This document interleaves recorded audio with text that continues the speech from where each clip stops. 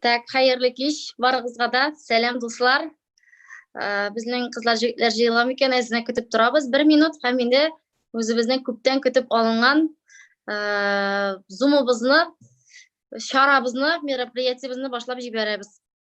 Идегез пакага яза торыгыз. Кайсы яклар безнең монда бар, кемнәр безне тыңлый? Кайсы төбәкләр?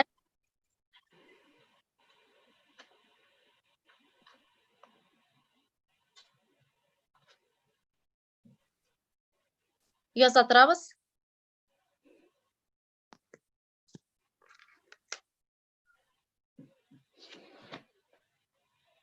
Менәм дә язалар, башламады бугай әле дип.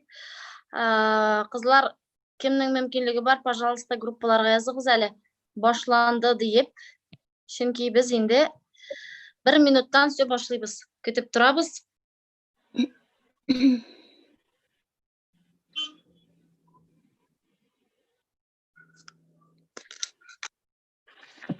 Тынып калдылар. Тынып калдылар. Кемнәр безне карый? Безне ишетәләр микән?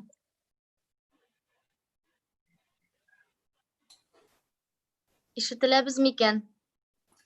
Марат абый, без İşle barda Aybet. Sen anda yazını күрәсеңме чатны, юкмы сиңа күренәме? Юк, күрмим шул, чатны күрмим.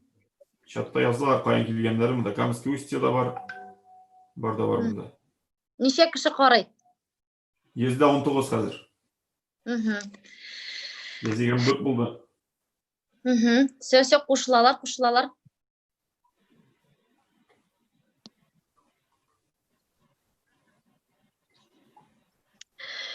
Инде башлап та җибәрбез, бит. Исәнмесез, хәерле кич, хөрмәтле безнең менеджерларыбыз монда, безнең инде бу менеджерларыбыз арасында элегрәк кирип эшли башлаган старичокларыбыз да бар. Һәм инде әлбәттә бу зонда без ясаячакбыз. Әле безнең дулкыннарга, безнең структурага әле күптән түгел генә кушылган менеджерлар. Бу тулысынча сезнең өчен багышлана. Хөрмәтле новичокларыбыз дип әйтәсем килә.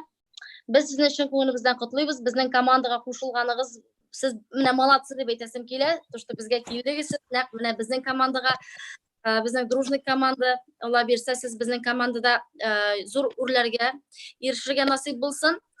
Инде менә күпләр регистрация ясады да, 70 пивен ясады, обучающий группага кирделәр. Һәм ничектер тынып калган кебек сизәсездер үзегезне, бит. Чөнки регистрация ясадың, хәзер икенче адам нәрсә ясарга микән, нәрсәдән башларга микән, дөрес эшләдем микән, бу дөрес карар кабул ителде микән дигән сораулар борчый торгандыр, уйлаулар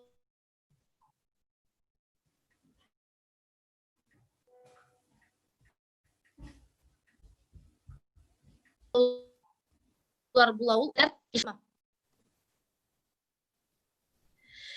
Һәм инде бу сезнең шушы эштә булган, башта булган тараканнарны таратыр өчен бик яхшы обучение булыр дип ышанып калабыз. Һәм без бүгенге зумда безнең уже нәкъ сезнең кебек капгады кызлар, авыл кызлары, шушы безнең командага килеп зур үрләр яулаучы, зур чеклар алып эшләүче кызларга сүз бирибез. Алар үзләренең ничек шушы адымга килеп җитүләрен, нинди этаплар үтүләрен барсын да сезгә сөйләячәкләр. Сез инде барыгыз да ручка һәм блокнот алып, язып баруыгызны сорап калабыз. Һәм инде тагын сораулар булса, сез бу сорауларны чатта бирерсез, без анда инде сезгә җавап бирергә тырышырбыз. Кемнәр белмәй, минем исемем Алсу Фазлыева, ДТ5 квалификациясендә. Хәзер инде мин үземне сүзне бирәсем килә. Безнең структурада иң беренчеләрдән булып кушылучы кызларыбызның берсе Рузилә Гумерова, ул Мәмдәл авылында яши, Биектау районы. Үзем НЛга килеп кергәннән соң, нәкъ сезнең кебек новичок идем, эшне нәрсәдән башларга белмим. Һәм иң беренче инде шушы структурага кемне чакырырга дигән уй килгәч, мен чакырырга булдым шушы кыз Рузилә Гумерованы. Ул вакытта Рузиләгә 24-25 кенә яшь иде. Үзе шаян, үзе шук шундый. Бу кызны чакырсам, бу кыз минем белән бергәлектә зур уңышка ирешер дигән фикердә булдым мин. Ләкин подписать иткәннән соң, ике атна матур гына эшләгәннән соң, бик күп кешеләрнең теге негатив сүзләре була бит инде, возражениялар була, белмәс сөйләүчеләрнең. Шушы сүзләре Рузиләне безнең НЛдан алып китте. Һәм Рузилә ярты елга юкка чыкты. Ләкин без аны нинди образым кире кайтарганны, ничек ул монда кире кайтып яңадан восстановить итеп эшләп китүе турында үзе сөйләр. Әйдәгез сүз бирәбез. Рузилә Гумерова, ДТ2 квалификациясендәге лидерыбыз. Хәерле кичләр барыгызга да. Так, ишетеләмдер, мин нормальныйдыр, әйме? Барыгызга да хәерле кичләр. Минем исемем Рузилә Гумерова. Шуннан да менә Алсу апа әйткәнчә инде, мине бизнеска чакырганнан соң мин бик шатлана килдем, потому что сетевой бизнесның беләм, сетевой бизнеска ышанам. Һәм шатлана ничек килдем, шатлана ике атнан чыгып та киттем. Потому что окружениедә бик күп булды негатив сөйләүчеләр, возражение әйтүчеләр, алар бик күп иде. Прям шундый каплап алдылар инде мине, әйме? Һәм ике атнадан мин шулай итеп Алсу апага язып, мин әйтәм, мин монда эшли алмыйм, дип шулай яздым да, ул миңа әйтте: "Эй, слабак", диде бу миңа шул вакытта. Слабак диде дә, мин Алсу апага шул SMS-ны яздым да, всё, бөтен шатлардан чыгып киттем дә, мен әйтәм, "Я Алла, кытылдым", дидем дә чыгып киттем. Кем кемнән кытылгандыр бит инде, әйме? Чыгып киттем. Шуннан соң үзем бер күз белән генә наблюдать итеп барам, как развивается НЛ һәм НЛда килгән гади авыл кызлары, минем кебек кызлар. Һәм шуннан соң үзем эзлим дополнительный доход. Сетевой бизнесларны, теге сетевойны да изучать итеп карыйм, монсын да карыйм, тегесен дә изучать итеп карыйсы килә, тегеләр дә кызыктыра, булар да кызыктыра. Һәм менә бүгенге көндә бик күбегезнең, бик күп новичокларның эшендә сорау. Нәрсәгә НЛ? Бар бит менә, мине бит монда да чакырдылар, монда да яхшы доход обещать иттеләр, монда да алтын таулар вәгъдә иттеләр. Нәрсәгә әле мин НЛга килергә тиеш? Менә бүгенге көндә хәзер күбегез әйтер, ну, конечно, сез бит миннән да зур лидер, хорошо зарабатываете, әйме, сезгә инде выгодно мактап утырырга үзегезнең компаниягызны дип утыручы новичоклар бар, потому что минем менеджерлар арасында да, новичоклар арасында да бар андыйлар, прям үземә охшулай әйтүчеләр. Нәрсә әйтәсе килә? Без можем теләсә нәрсә сөйләргә. Шулай бит тел сөяксез, ул күрше компанияларда мактыйлар үзләренә күрә, бөтен кеше, һәрбер кеше нәрсәдер сөйләргә может. Но әгәр дә безнең результатыбыз булмаса, какой толк безгә нәрсәдер сөйләп утырырга. Мин үзем шушында с нуля килгән кеше, самый теге темасын гына сөйләп китәм инде. Шушы НЛдан киткәннән соң возражениелар белән мин тотындым эзләнергә сетевойларны. Тегесенә дә кереп карадым, монысына да кереп карадым. Ну, как кереп карадым? Керәм, изучать итәм, наставниклар белән танышам, продуктларны изучать итәм, продукт булса инде, конечно. Эләктем мин көннәрдән бер көнне шундый типа сетевой, үзләрен сетевой дип атаучы компанияга. Алар инде миңа бик зур алтын таулар вәгъдә иттеләр. Вложение требовать иттеләр. То есть анда мин иң беренче әкрен-әкрен генә 1000 вложить итсәм, аннан соң 20 000 вложить итсәм, алар инде миңа бик прям кычкырдылар. Синнән результат ясыйбыз, синнән моны ясыйбыз, бездә круче, бездә анда продукт сатасы юк, бездә анда порошок юк и так далее. То есть обязательно алар күрше сетевойларны унижать итеп, үзләрен күтәрәселәр килде. Көннәрдән бер көнне шушы вакытта шунда эшләгәндә мин шушында эшләвемне әзерәк Инстаграмда белгертә башлап, и миңа Алсу Фазлыевлар, Алсу апалар, алар мине үзләренең кармакларыннан җибәрмәделәр. И һаман сайын, менә шушы в течение 6 месяцев, ями ярты ел эчендә алар миңа әз-әз генә касание биреп тордылар. Типа, син кая киттең? Син кая эләктең син? Син бит анда пирамидага эләккәнсең. Шуннан да миңа до такой степени прям твердо аңлаталар, то, что это не финансовая пирамида. Менә мин эләккән бизнес, оказалось финансовая пирамида булып. Һәм менә мине Алсу Фазлыева күзләремне ачып шул вакытта, син бит финансовая пирамидага эләккәнсең. Син лучше бер кая эшләмә ди. Чем дә менә монда финансовая пирамидага эләккәнче ди. Алар ди. Мин әйтәм, юк бит Алсу апа, ул бит финансовая пирамида түгел дим. Мин тотындым инде шул үзем әле генә кергән компанияны якларга. Финансовая пирамида түгел ул дим. Твердить итәм инде. Әле шул вакытта әйтеп куйдым. Мин бит инде тоже субханаллах гына характердан шул вакытта Алсу апага әйтәм. Ярар инде Алсу апа, әйтәм, бөтен кеше бит инде НЛда эшләп бетерә алмый. Кирәк түгел инде, әйтәм, күрше компания турында теге белер-белмәс сүз сөйләргә дим. Безнең әле переписка әле дә сохранилась, менә ул 2 елдан артык язышкан переписка име. Һәм шуннан соң, чыннан да мин моның финансовый пирамида икәнен уверенно белгәннән соң 100%, мин моның өстәге вышестоящий наставника үзем чыктым һәм язам. Потому что ул тоже хөрмәткә лайыклы, татар эстрадасында да, татар иҗатында да инде шундый кеше иде. Мин моңа язам. Мин әйтәм, сез бит миңа 100% әйттегез, что это финансовая пирамида түгел. Бу бит финансовая пирамида икән дидем. Шуннан бу дәшми, шуннан мин моңа кабат исем язам. Ничек мин үземнең кешеләремнең күзләренә карармын дидем. Әгәр дә, шакыргач бит инде вложение кирәк. Шул вакытта әйтте. Мы сделаем так, чтобы син монда акча эшләп өлгердең диде. То есть мине шакырган наставник уже үзе дә осознал то, что это пирамида типа, но мы сделаем так, чтобы син үзең акча эшләп өлгердең. Монда кемнеңдер микрофоны включен, югалып алам. Походу, имя. Микрофоннарыгызны выключать итсәгез. Вот. Шуннан соң, һәм менә шулай итеп изләнә торганнан соң, мин НЛга килеп эләктем. Һәм бүгенге көндә Худайга мин бик нык рәхмәтлемен, шушы именно НЛга китереп икенче тапкыр керткәннәр өчен.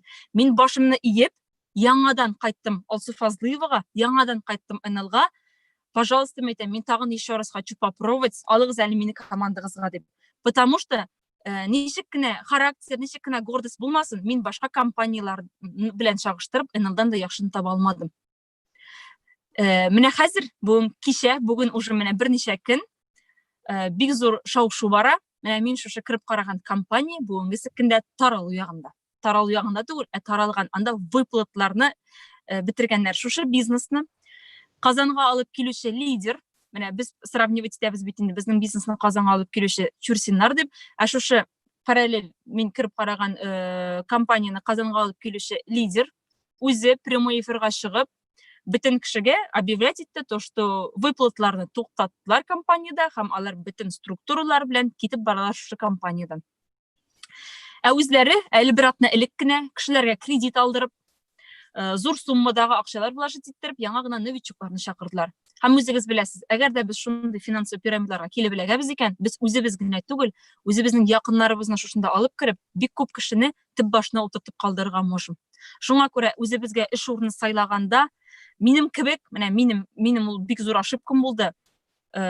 Изучать итмичә, акны караны айырмыйча, матур картинага, матур рәсемгә, ниндидер алтын тауларга ышанып җигереп бармаска кирәк. Башта утырып изучать итәргә кирәк. Һәм шушы бизнеста шуннан да уңышка ирешеп, шушы бизнеста теге дип әйтәм мин аны, шуннан да белемле, теге шарис итә торган кешеләрдән советлар сорап барырга кирәк. Һәм менә НЛда калуымның төп сәбәбе алар берничә. НЛга яңадан килеп керүемнең дип әйтәсе килә инде, ул беренче чиратта качественный продукт. Мин әйтмим, сетевой бизнесларны теге бернинди бизнесны да жамаллап, анда унижать итеп әйтәсем килми, сетевой бизнес начар продукт җитештерә алмый. Но аңларга кирәк шуны. Продукт синең качественный булуы, это одно, әле ул булырга тиеш, бөтен кешегә дә туры килә торган. То есть ассортимент безнең киң булырга тиеш. Менә монда ассортиментның киң булуы, минем ул беренче чиратта без бит инде беләбез, безнең бизнесның фундаменты ул продукт. Һәм менә шушында калуның беренче пункты ул шушы. Икенчегә килгәндә ул безнең наставниклар. Шушы компанияда мине алдалап, ялган рәвешендә, мине как инструмент иттереп, алып килеп, акча вложить иттереп, минем истән акча эшләргә теләүчеләр түгел, шуннан да безне монда алып килеп, бездән доход ясаучы наставниклар, алар шушы НЛда булып чыкты. Менә мин моны прям мин аны үзем әйтәм, үземнең минем мурашкалар, потому что ничә ай подряд менә шушында килеп квалификация япканда, синең наставниклар теше тырнагы белән алар за твой успех. Алар менә үзләренең кесәсе турында уйлау түгел, алар уйлар командадагы квалификация, командадагы кызларның доходлары турында. Һәм менә мин монда килгәчтен прям шок каттым, потому что үземнең сетевой опыт булганлыктан, ул сетевойда мин аны күрми идем. Аңлыйсызмы? Мин анда даже елга якын эшләп, теге финанс пирамидага эләккәнче бит мин сетевойда эшләдем, шушы бизнеста эшләп, елга якын эшләп, бер тапкыр да үземнең наставнигымны күрмәскә могла. Какой анда синең хәлең ничек дип сорау, нинди квалификациясында эшлисең дип сорау түгел, ул синең даже барлыгын да белмәскә могла. Монда теше тырнагы белән безнең успехка чыгаручы наставниклар. Бездәге маркетинг план, бездәге денежный маркетинг план. Менә аны дальше темада маркетинг планы күрсәтерләр. әле генә килгән новичок та рәхәтләндереп 20-25 меңлек доходка чыга ала. Мындагы команда, мындагы отношение, мындагы шундый сплоченный команда. Мында юк, бу минем кеше түгел, бу синең кеше, бу минем структура түгел дигән нәрсә түгел. Мында менә шундый дружный коллектив, Азат Алсуфазлыевлар, ул одна семья, бер гаилә. Менә мин гел әйтәм, минем 2 гаилә, берсе аның минем үземнең гаиләм, икенчесе ул минем ынылдагы гаиләм дип. Өченче мин моны үземнең гаиләм итеп күзәм. Һәм үзебезнең без монда бизнеска килгәндә, аны чынында үземнең гаиләм итеп күргәндә генә, үземнең гаиләң итеп күргәндә генә, без монда можем добиться успеха. Шуннан соң, әлбәттә, ул безнең обучениелар. Менә мондагы обучение. Монда син килдең, сине беренче класстан алфавитны А хәрефеннән өйрәткән кебек, беренче чираттан пошаговый өйрәтү. Менә шаклап өйрәтү безнең. Килдең, сине кертәләр сразу. Килдең, активация ясадың, сине кертәләр сразу обучение чатына. Сиңа постоянно вебинарлар, сине пошаговый өйрәтәләр. Определенно 200 PV ясадың, сине обучают киләсе ступенькага. Как теге 4-нче класска 4-нче класс материалы, 6-нчы класска 6-нчы класс материалы биргән кебек. Һәрбер синең квалификацияңа карап, обучение да синең квалификацияңа карала. Шуңа күрә, бүгенге көндә миңа инде теге үземнең тур белән бит инде кыскача гына таныштырдым. Мин бу компанияда бит инде уже ел ярым эшлим һәм беренче айдан ук доходым турында әйтеп үтәм. Беренче айдан ук мин чыктым 10 меңлек доходка. 4-нче айга мин чыктым 100 меңлек доходка һәм бүгенге көндә минем менә июнь айында булды 310 мең доход. 310 мең. Бу бик зур сумма. Мин бүгенге көндә әйтәм бит, көндә торганда Аллаһ Тәгалә рәхмәтемне укыйм, то что мине дөрес җиргә, дөрес кешеләр янына килеп керткәне өчен. Менә шушындый кара эшле кешеләр ялган компаниялардан, финанс пирамидалардан Ходай мине саклап, именно шушы НЛ юлына кертеп җибәргәнгә мин Ходайыма көндә рәхмәт укыйм. Һәм әгәр дә сез монда әле генә кергәнсез дигән, но төрле сәбәпләр аркасында нидер уверенность җитмәй, тегендә үстериләр, монда тарталар, тегендә кызыктыралар, монда кызыктыралар. Шуны әйтәсе килә. Минем кебек каягына чакырып уйлап китсәгез дә, обратно сез НЛга кайтачаксыз. Шуңа күрә глупый ошибкалар допускать итмәгез. Әгәр дә сез монда килгәнсез икән, сез уже зур молодцы һәм сез уже бер адым белән сез уже успехка килгәнсез дигән сүз. Барыгызга да телим уңышлар, сез дөрес җирдә, дөрес кешеләр белән. Вот шул. Бик зур рәхмәт, Розилия Гумерова, ДТ2 квалификациясындагы менеджерыбыз. Инде әле бу башы гына, Розилия, бу ел ярым гына эшли, әле башы гына, башладык кына һәм инде Алла бирсә, исәнлек саулык булганда, бу безнең гомерлек итеп сайланган эшебез, юлыбыз. Без шушылай итеп күрәбез. Аллага шөкер, компаниябыз бик матур гына эшләп килә. Инде хәзер сүзне бирәсем килә, безнең тагын бер үсеп килүче лидерыбыз. Бу кыз белән танышуында тоже кемдер тавышы керә. Пока сүндереп торыгыз. Шарбыз Гөлсәм Маликовна сезнең ишетлә. Димәк инде бу кызны мин шулай ук истә калдырдым. Ну мин инде очрашуга килгәч, бүтән кеше белән үзем белән әңгәмә корган бүтән кешене дә истә калдырырга тырышам. Менә бу кыз минем күңелдә бик нык истә калды ни өчен? Чөнки беренче очрашуга килгән вакытта сораулар бирәбез бит инде. Син кайдан килдең? Мин менә төрле сетевойларда эшләп килдем дигән истә калды инде. Аха, ничек бездә? Ул инде башка да эшләп килгәч чагыштырырга теләде. Һәм билгеле бер мин НЛ турында сөйләгәч, информация биргәннән соң мин анда утырышып кызларга, җегетләргә әйттем. Кызлар, егетләр, бүгенгә инде шушының белән безнең таныштыруыбыз тәмам. Әгәр дә маркетинг план сезгә кызыклы булса, мин сезне иртәгә шушы урында, шушы вакытта көтәм дип чакырдым. Һәм Лилия Валиеваның килеп шушында маркетинг план тыңларга утыруы минем өчен бик зур знак булды. Аха, димәк кешегә бу кызык, димәк кешенең потенциал бар, бу кеше бик өметле дигән нәтиҗәгә килдем. Һәм Лилия Валиева минем бүтән өметләремне аклап, бик матур гына эшләп килә, ракета кебек үсеп килә. Аның НЛга килүенә нәкъ 1 ел, ул үзе турында сөйләп үтер. Лилия Валиева үзе Чувашия Республикасы кызы, хәзерге вакытта Казанда яши. Лилия, рәхимет. Рәхмәт, бик зур. Минем личный историям Алсапа әйткәнчә инде 1 ел тамы назад, июнь айында тотынды НЛ компаниясында. Анарга кадәр мин инде күп компанияларда булдым, сетевой компанияларда. Финансовый пирамидада да булып чыктык. Илнар белән икәүләп матур итеп кенә. Шул нәрсә әйтәсе килә? Мондагы кебек наставниклар, мондагы кебек система обучения, НЛдагы кебек теше тырнагы белән Рузилә әйтмешли, вот по-другому и не скажешь. Алай наставниклар безнең результат өчен эшләү бернинди сетевой компанияда да юк. И үзебездә инде тырышып, үзебез чакырган кешеләрне результатка җиткерү өстендә эшлибез. Аллага шөкер, кешеләр килеп тора, яңа кешеләр килеп тора. Но күп кеше килә, күп кеше ничек әйтим соң, үзенең бизнеста позициясын узак определяет или вообще не умеет определять. Минем монда килеп чыкмады, 2 сторис куялар да, минем монда килеп чыкмады, минем монда бармый, минем ирем рөхсәт итми, мин бүген кайнанада заданиены эшли алмыйм, мин бүген әнидә, әнигә булышасы кирәк. Менә приоритетларны дөрес итеп расставлять итә белмиләр. Шуңа күрә генә бөтен кеше эшләп китә алмый. Бер пример сөйләп китәсем килә, история инде бу.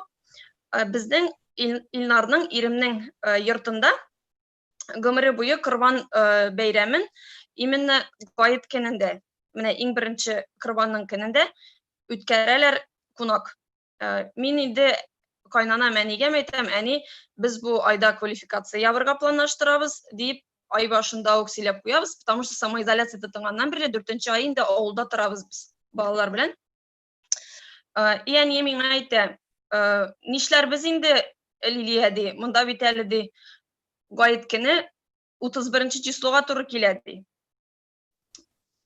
Мин аптырап калдым, нигә алай икән дип. Сезнең бит соңгы көнне НЛда именно эшләвегезнең самый основной көне, сез анда вообще комнатадан чыкмыйсыз. Мин ул көне савыт та юмыйм, ашарга да пешермим, балаларны да карамыйм дисәм дә була. И минем даже үземә кызык булып китте, ничек итеп мин семьяма, ничек итеп мин кайнанам әнигә, ничек итеп мин якыннарыма смогла довести, насколько безгә важен бу бизнес.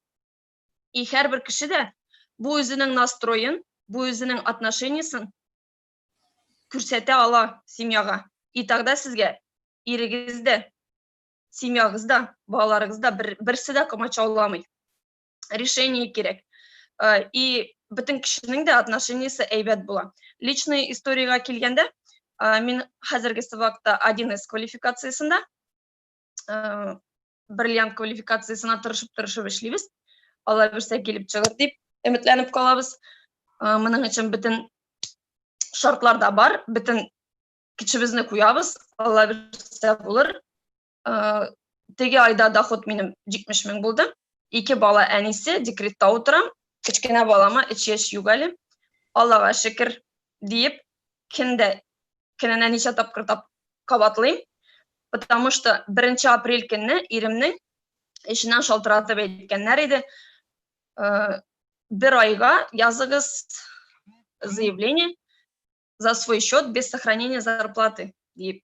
Ул 1 айлык заявление 3 айга сузылды. Әгәр дә НЛ булмаган булса, без инде давно бурычка баткан булыр идек. Аллага шөкер, тамагыбыз да тук, кредитыбыз да түләгән, балаларыбыз да тук, киенгән дә, истебез дә бөтен, әлдә ярый НЛ бар. Әлдә ярый, кайчандыр мин НЛның именно миңа кирәкле, безнең семьяга кирәкле площадка итеп кабул иткәнмен. Шуңа шатланып туя алмыйм. Всё минем. Рәхмәт бик зур игътибарыгыз өчен. Бик зур рәхмәт, Лилия Валиева. 1С квалификациясындагы безнең ракета кебек эшләүче кызыбыз булды. Бездә андый кызлар күп. У нас очень много лидеров, которые бешено работают. И сейчас я хочу передать слово следующему спикеру, Римме Никитине. Она пришла где-то год назад, пришла и ушла. И опять сейчас вернулась. Давайте ей слово дадим, она расскажет свою историю. Привет, мои хорошие! Я хочу немножко добавить позитива в ленту. Ну, что я могу сказать? У меня моя история очень сильно началось интересно, да? Я подписала контракт 18 октября 2018 года. Такая прям дата еще классная, да? Все, вот все ключи, бизнес, все, Никитина, только работает. Я как пришла, я попробовала сначала мультивитаминную сыворотку. Мне подарили мультивитаминную сыворотку, мне она понравилась. Я думаю, потому что у меня очень щепетильная кожа, сухая кожа, и мне дорогие косметики даже не, что-то подобрать очень тяжело было. Мне эта мультивитаминная сыворотка понравилась. Потом я смотрю, и мне тут предложили бизнес-аналог. Я посмотрела, что за компания, начала изучать продукцию. Мне начала продукция очень сильно нравиться.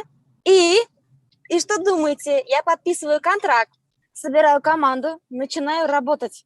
Начинаю пахать, работать. Месяц я отработала. Тут у меня появляется в декабре продюсер с Питера и говорит: Никитина, ты что тут делаешь? Ты что тут порошки продаешь? Ты что тут рекламируешь в своем инстаграме? Ты же певица, ты не должна этим заниматься. Все, бросаешь это дело. Я такая думаю, а почему?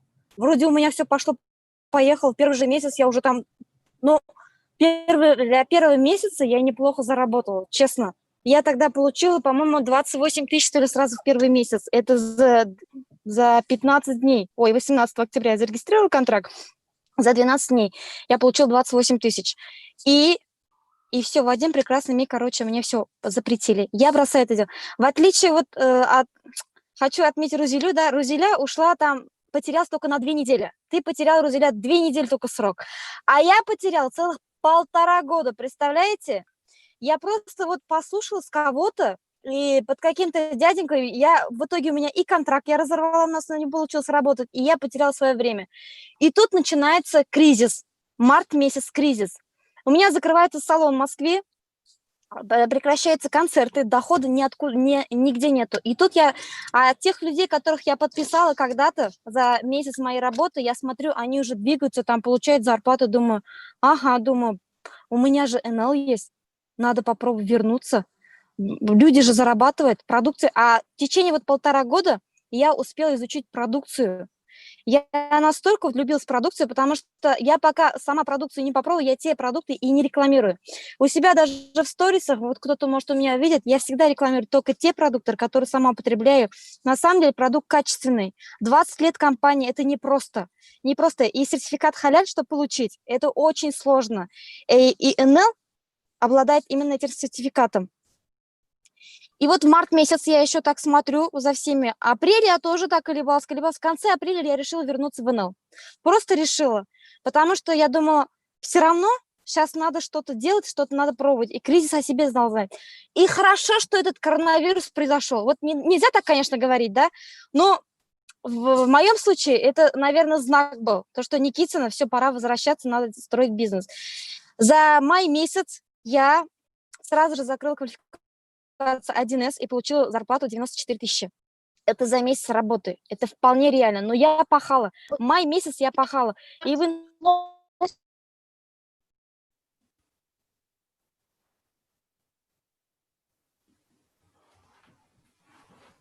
Слышно? Меня слышно? Кто-нибудь скажите? Да, Слышно, да? Май месяц у меня доход был 94 тысячи. И, естественно, я уже понимала, что здесь азарт, что можно еще больше заработать. Июнь месяц я закрыла квалификацию бриллиант. Я люблю всегда быстро делать, четко делать. Ибо когда я закрыла бриллиант, я всегда ставлю себе цели. И новичкам я тоже говорю, не повторяйте моих ошибок. Вот вы пришли в компанию, когда вам говорят, в свое время у меня появился продюсер, сказал, то, что это порошки, то, что это химия, нельзя этим пользоваться, хотя я продолжала сама пить коктейли, употреблять продукт. Не надо никого слушать, не слушайте никого. Точно знаю, что здесь качественный продукт, и этот продукт реально работает. У нас колоссальные изменения, результаты есть. Марафон похудения. Я просто сама по себе эмоциональная девочка, я просто на эмоциях рассказываю, потому что это на самом деле правда.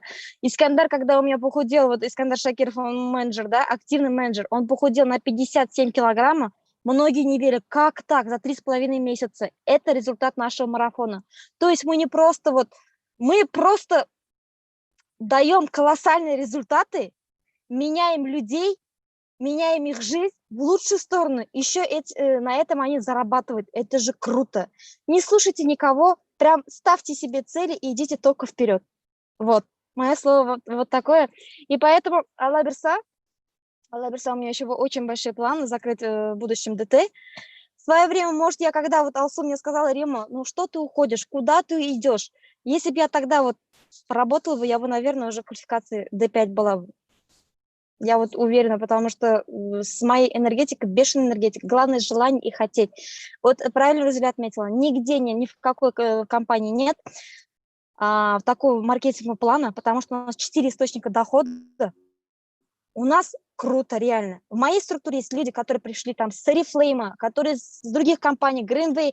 Мы не продаем тряпки, мы не City Life, мы продаем качественный продукт. И это НЛ. И я прям рада, что я в НЛ работаю. Мне на самом деле очень нравится. Даже если сейчас начнутся концерты, многие мне говорят: сейчас концерты начнутся, все это бросишь. Нет. Я уже свою команду, тех людей, которые пришли зарабатывать, я их учу, как зарабатывать. И я с ними уже иду до конца. Все, спасибо за внимание. Римма Никитина, бик зор рахмет. Прям біздің зажигалочка, ол біздің біздің мында түрлі характерда кішілер ішлейді. Такой Римма Никитина кебек кішілер де бар мында, спокойный гына, әкрен гына үз ішін эшләп барышулар да. Все тут есть. Һәм без самое главное барыбызда бик дус, тату эшләп киләбез. Инде дәвам итеп киләсе спикерыбызга сүз бирәсем килә. Мин НЛга килгәннән соң минем арттан 2 кеше килде. За мной пришли двое. Одна Розеля Гумерова, которая ушла, да, и вторая моя очень давняя знакомая Гулюся Маликовна. Она работала в это время в институтах, преподавала, сейчас она все объяснит, все расскажет. И когда я ей предложила это дело, она сразу согласилась. И я хочу поблагодарить ее за это сильное решение. И она у нас уже находится в квалификации ДТ-2. Это очень большая квалификация. И Розеля, и Гулюся Маликовна, алар икесе де ДТ-2 квалификациясында, кемнер еще не понимают, новички, ДТ-2 квалификация, это, ну, если сравнить, это как Газпромның замы, вот зам Газпрома, скажем так, да?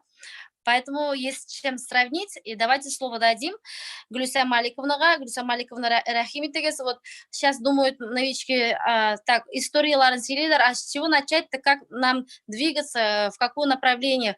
Про это все нас расскажет Гулюся Маликовна. Итегез, рахим итегез. Спасибо большое. Спасибо всем. Добрый вечер.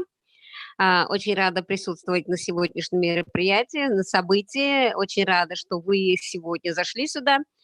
Во-первых, вот, когда тут уже Розеля рассказала, да, прям так эмоционально, очень, как сказать, вот душевно рассказала, да, я бы подписалась под этого человека. Рима Никитина, Лиля Валеева говорили, свою историю рассказывали. Вот с чего начать, да, ведь с чего я начинала? Многие уже новички меня знают, с чего я начинала. Я НЛ начинала 10 лет, наверное, назад.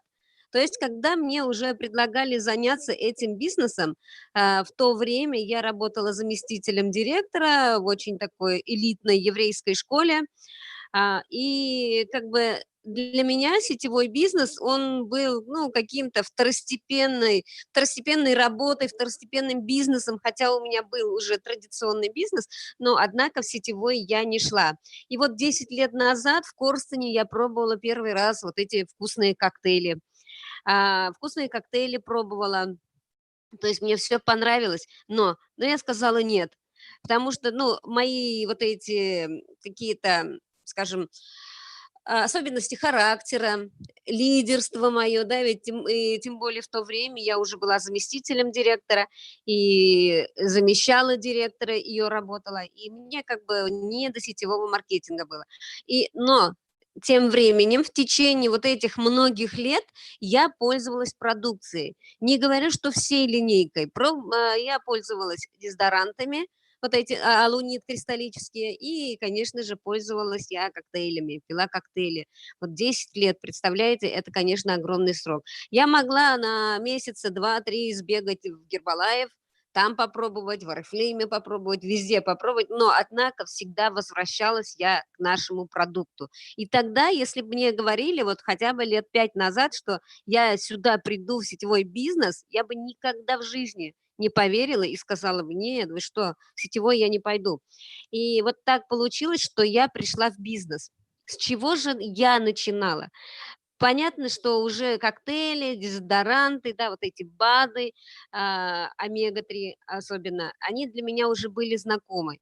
То есть вот новичкам я что хочу сказать: нужно начинать с себя, нужно начинать с изменения своих мыслей, отношение к продукту, полюбить продукт, пользоваться нашей продукцией, да, уважать продукт. Это тоже очень важный пункт — уважать продукт.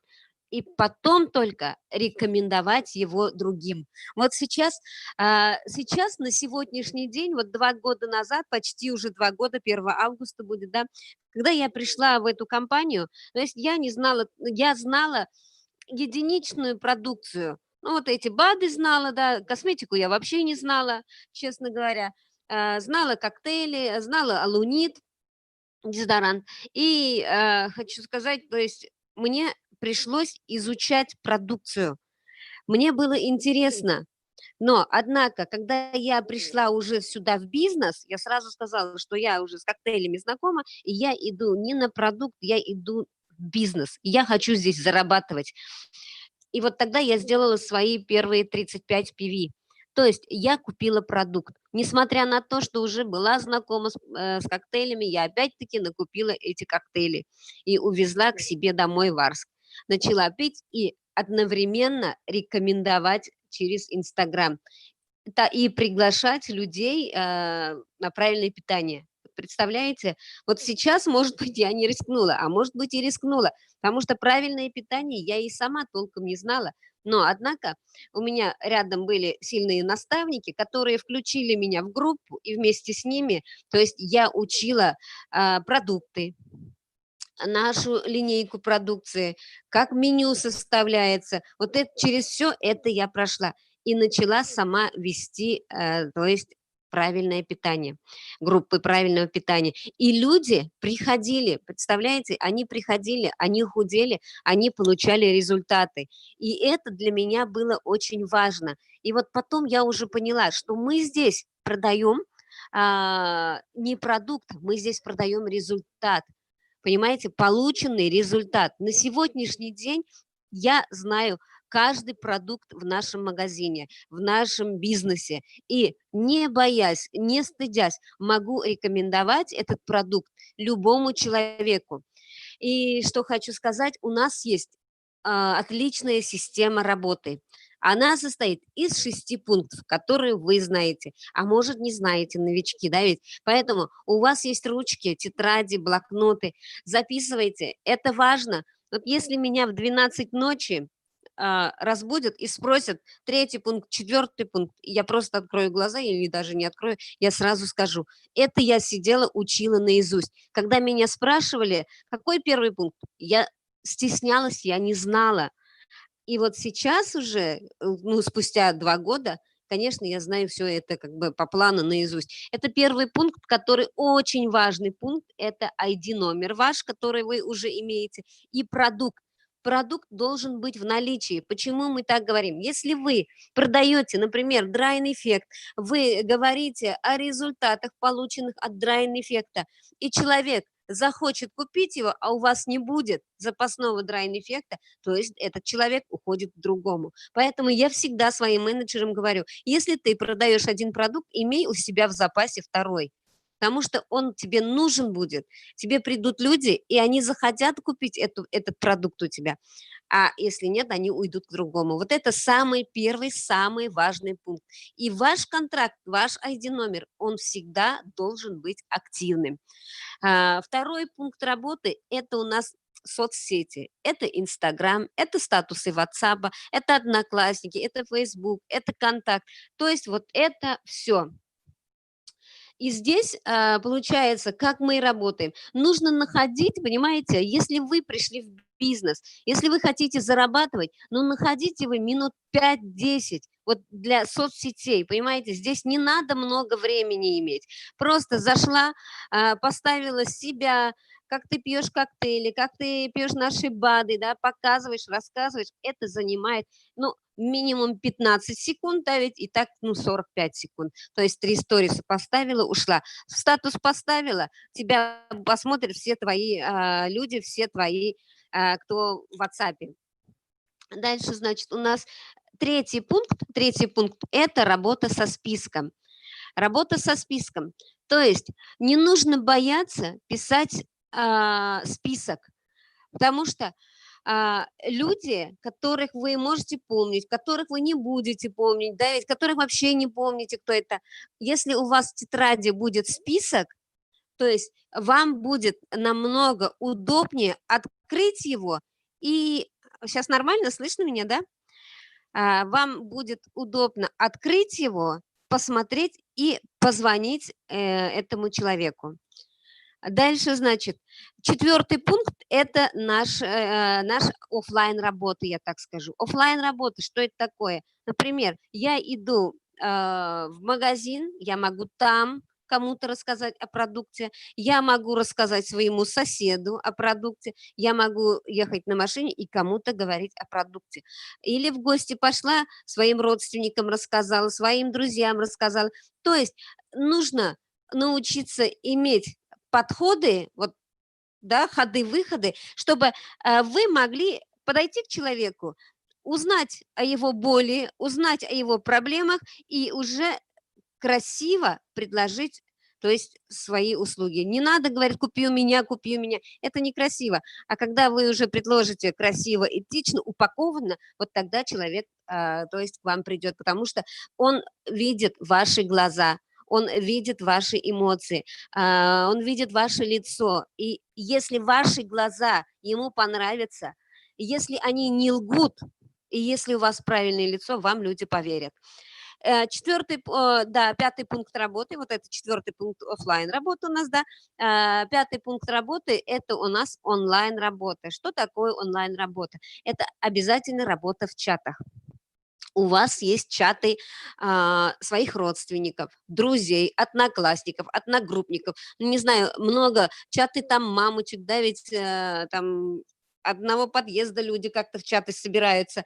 И вот здесь вы можете невзначай, даже чаты детских садов там есть, где ваши дети ходят, да, невзначай предложить, например, любой наш продукт.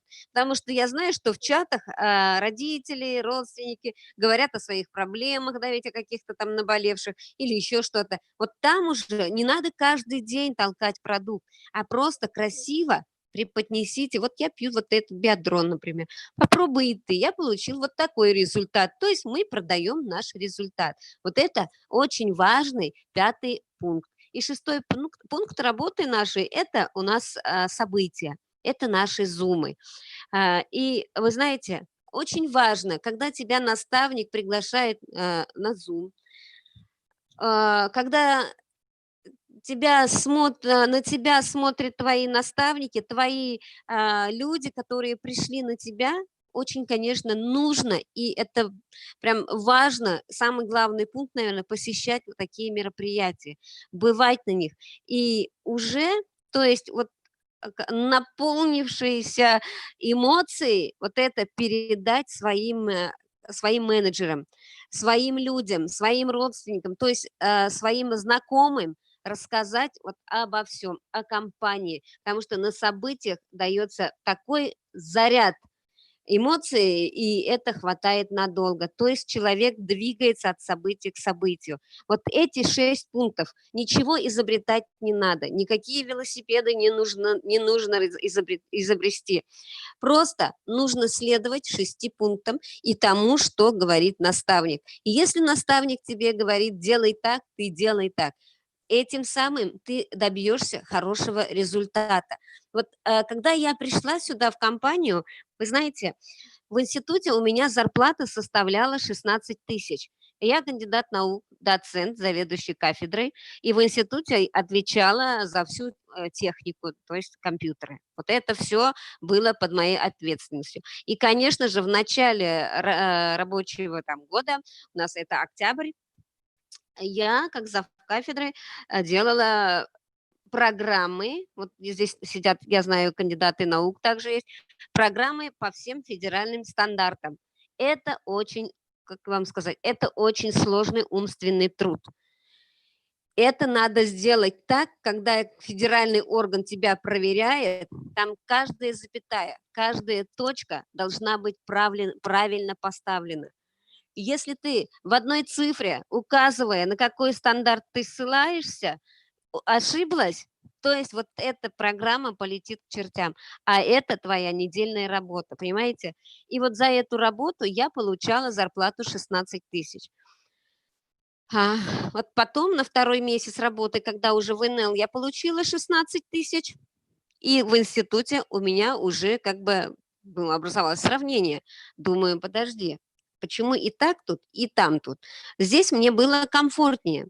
И пришел такой момент, что как бы я ушла с института. И на сегодняшний день, конечно, я читаю лекции, но я работаю только на договорной основе. Я не составляю программы, хотя это знаю.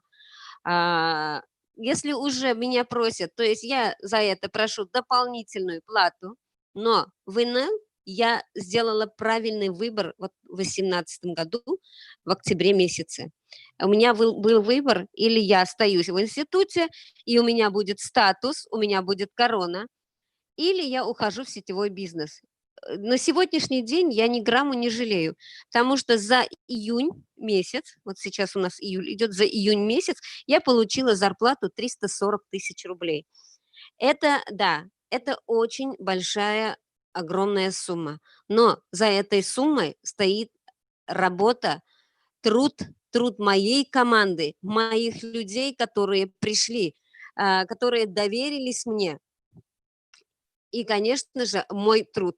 Да, мы работаем много, мы можем работать круглосуточно, но это приносит свои плоды. Если когда недавно еще предложили мне работу проректора в институте и предложили зарплату с 30 тысяч, но я сказала, если вы мне 120 тысяч будете платить, и я поставлю диван, буду жить у вас в институте, то теперь я уже диван точно в институте не поставлю. И за 120 тысяч я также туда не пойду. Лучше я в Корстоне поставлю диван и там буду спать. Вот.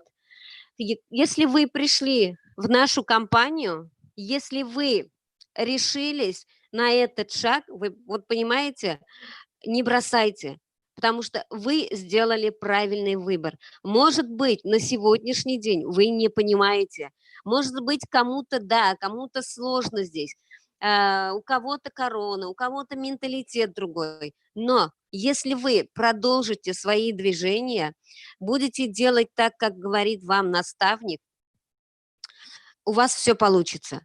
Это 100%.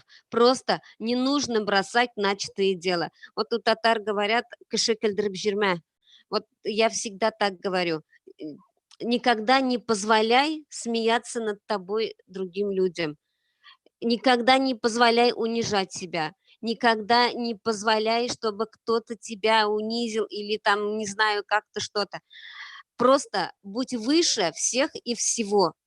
В жизни встречаются разные люди. Встречается молодежь с разным воспитанием, встречается средний возраст с разным воспитанием. Но ко всем, вот именно в НЛ, можно найти подход.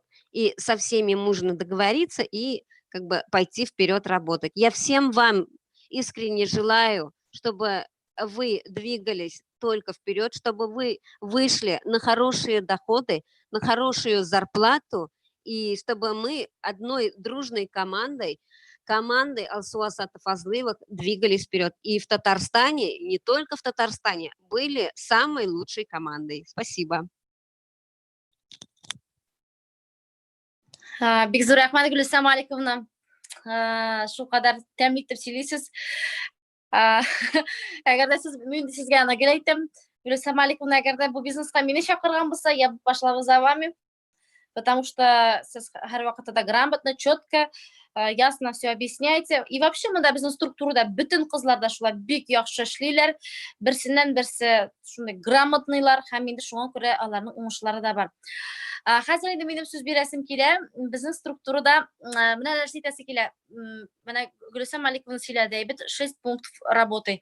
Әллә нинди велосипед уйлап чыгарасы түгел, уже все продумано, все придумано дигәндәй.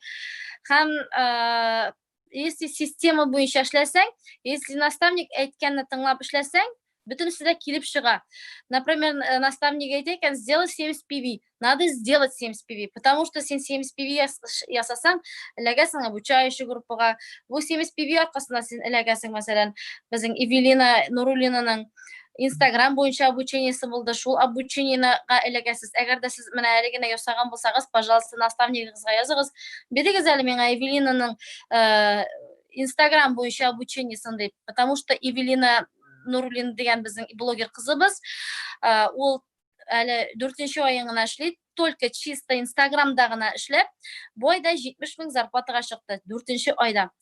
Үткән айда алды ул 52 000. Представляете? Только чисто Instagramда гына эшләп. Һәм инде ул менә кемнәр 70 PV ясады, ай башында обучениесен бирде. Һәм инде аның тагын әле обучениесе булачак. Нинди шартларда бу обучениегә эләгәчәген сез инде ишетерсез, чуть позже скажем, да. Демәк инде вот наставникның әйткән һәрбер сүзен тыңларга кирәк. Но безнең структурада шундый кызлар да бар. Алар инде аны нормаль дип кабул итә, теге үпкәләп түгел. Менә әйдә подписаться итәләр, ничек теге бүтән кешеләр бит сразу стартовать итеп китә алмый, бит кемдер әкрен генә стартовать итеп китә, кемдер сразу кузгалып китә, кемдер бер урында басып тора. Разный, бүтән кешеләр төрле бар. Бөтенесен дә без уважаем, хөрмәт итәбез. Но менә Айгөл Хәбибуллина дигән кызыбызны подписать иткәч, Римма Никитина подписать итте Айгөл Хәбибуллинаны. Һәм Айгөл Хәбибуллина бик озак вакытлар стартовать итеп китә алмый торды. Ниндидер сәбәпләр булды. Аны без аны хәзер үзеннән сорыйбыз. Ничек ул стартовать итеп китә алмый торды? Һәм инде ул менә эшли башлагач та шундый зур тизлектә үсеп җитте хәзер 1С квалификациясына. Это двойная звезда дигән сүз. Айгөл Хәбибуллинага сүз бирик әле, әйдә Айгөл, рәхмәт. Барыгызга да хәерле кичләр. Минем исемем Айгөл Хәбибуллина, квалификация 1С. Мин сразу компанияга килгәч, минем шундый ни бар иде, кешегә күрсәтми торган. Мин анауны бер ярты ел берсенә дә күрсәтмәдем, сөйләмәдем. Мәйтәм, эштәгеләр нәрсә әйтер, потому что мин үзем кирфик ясыйм, и еще ике нидә стоматологиядә эшлидем. Берсе инде основной, икенчесе 0,5 ставкада, потому что минем бар ипотека, минем аны тизрәк түләп бетерәсем килде. И еще теге булдыралганча мин әнигә ярдәм итеп яшим. Минем гомерлек теге мечта, чтобы минем әни эшләмичә рәхәттә яшәсен калган көнендә. Вот, шул мечта буенча мин барам. Алла бирсә, барып чыгар. Вот, и минем шундый ниләр буенча кешегә күрсәтмичә, сөйләргә, куркып күрсәтергә, куркып Instagramда мин бер әйбер дә куймыйдым. Яшәп килгәндә и безне асы җиде офиста нигә встречага, и шунда безгә Азат әйтте. Сине Айгөл, синең кешеләр, ул кешеләр синең ипотекаң килеп түлиме ди? Әйтәм, юк. Сине киендерәме ди? Әйтәм, юк. Ә нигә син куркасың ди? Давай ди, начинай ди күрсәтергә, сөйләргә, куркып ятмаска ди. И мин шул сүзләрдән соң кайтып уйландым да, әйтәм, ничек мин моны күрсәтмисең әле? Нигә куркып ятам? Әйтәм, ипотека алганда бит бер дә курыкмаганмын дидем дә, и бүтән әйберне все начала үземә цель куеп. Эштән курыкмыйча киттем, стоматологиядән уволилась, үземә уже цель куеп по плану баргач, минем бар теге аерым дәфтәр. Көне эшләгән әйбергә дә Айгөл ятам. Шуларны эшли башлагач, минем команда үсеп китте. И бүгенге көндә мин үзем результат белән бик канәгать, потому что мин бит инде простой авыл баласы, теге бер нинди тамада да түгел, артист да түгел, мине теге берсе дә белми, простой кеше. И шуның өчен мин үземнең бүгенге квалификация белән бик канәгать. И менә бу новичокларга да шуны әйтер идем. Менә бүген дә миңа кичә язган Илмира апа яза. Айгүл, мин булдырам, мин туктыйм инде 20 кешегә әйттем, бөтенесенә сөйләдем, отказ бирделәр ди. Вот миңа нәрсә үсергә ярдәм итә? Менә бу якын тирәдәге дуслар, туганнар, бүтән кешедән продукция ала торган. Шулар, алар мине үсергә ярдәм итәләр, потому что безнең дуслар куркалар, что без байып китербез дип. Когда отказ биргән сайын, минем эшләргә ныграк, тизрәк, теге энергия барлыкка килә, мәселләр барлыкка килә, мин ныграк эшли башлыйм. Минем, например, бүген 5 отказ була икән, мин берәр 5 кеше белән тагын сөйләшмичә, или либо продукция сатам, либо подписать итәм, шуны эшләмичә йокларга ятмыйм. Галочканы куймичә бер качан йокларга ятмыйм. И нәрсә белән эшлим? Мин үзем Instagram белән эшлим. Һәр көнне 100 кешегә язам, 100 кешегә язмыйча йокларга ятмыйм. Это точно. Галочканы куймичә 100 кешегә язам, шул 100 кешенең даже бер 3 көн бер ответта булмаска может, мин аңа даже хәзер внимание не обращаю. Настроением төшермим. Мин аны язам, мин беләм, что миңа барыбер киләчәкләр эшли торган кешеләр, шул язган кешеләр белән. Шуның өчен бөтен новичокларга советую һәр көнне предлагать итәргә, Instagramда язырга, курыкмыйча язырга, предлагать итәргә, продукцияны сөйләргә. Мин вот үзем постоянно продукция белән кулланам. Косметикасы миңа вообще ошый, потому что үземне карап йөрергә яратам, киемгә, косметика мин вообще акча жәлләмим. Үземне карап йөрергә яратам, и шуның өчен качественный күпме косметика алсам да, вот NL-дагы төсләр эләккәне булмаган икән. Мин NL-ның косметикасын үлеп башыйк. Вот кемнәр кулланмаган новичоклар, курыкмыйча тоналкаларын, теннарын, помадаларын алып куллана аласыз. И шуны әйтеп китәсем килә, вот миңа үсеп китәргә ярдәм иткән, үзегезнең цель, языгыз, куйыгыз цель, курыкмагыз и предлагать итәргә курыкмаска кирәк. Вот список знакомыйларыгызны. Менә шундый очракларда барлыкка килә, потому что теге куркып утырам да предлагать итәргә, ул икенче кеше астына кирип эшли башлый. Потом утырасың, нигә мин аңа әйтмәдем микән, ул бит теге кеше арасына киткәнче миңа килгән булыр иде дип. Шуның өчен бөтенесенә языгыз, предлагайте, отказ булган сайын дальше барырга кирәк. Сез алар отказ бергән сайын сезгә үзегезгә аларга назло үсергә кирәк, потому что потом алар карап әйтәчәкләр. Нишләп ул акча алып эшләп бара да, мин эшли алмыйм дип. Менә мин үзем теге новичокларга пример китерәм, минем абый Себердә эшли, айына 100 мең алып кайтты.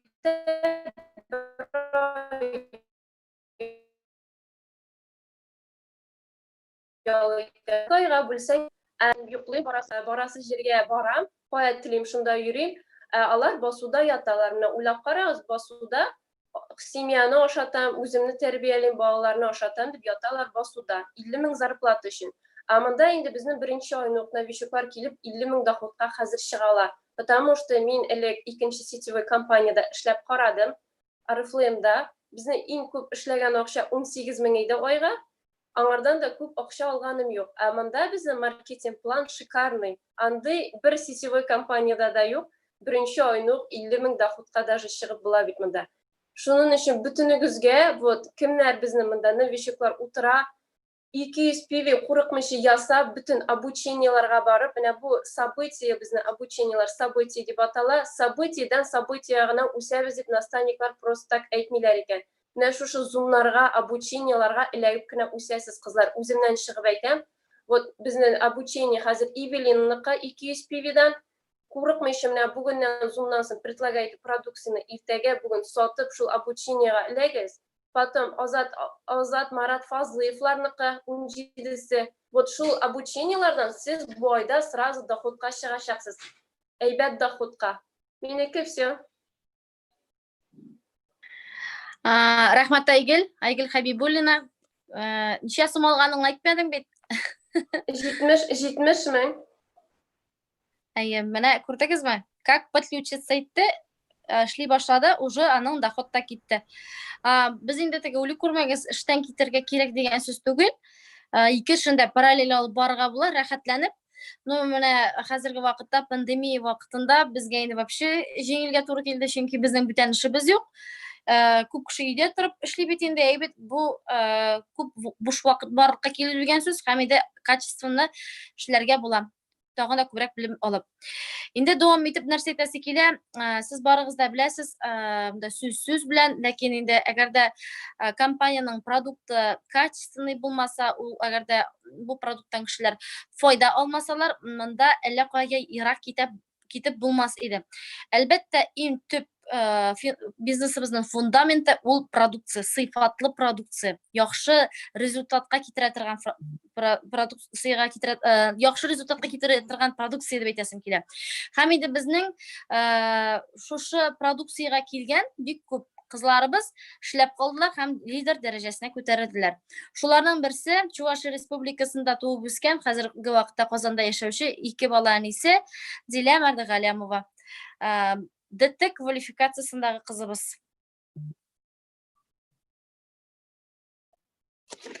Hayırlı kişiler, исәнмесез? Минем исемем Дилә Мәрдәгалямова. Алсу апай әйтеп үтте инде, мин 2 бала әнисе.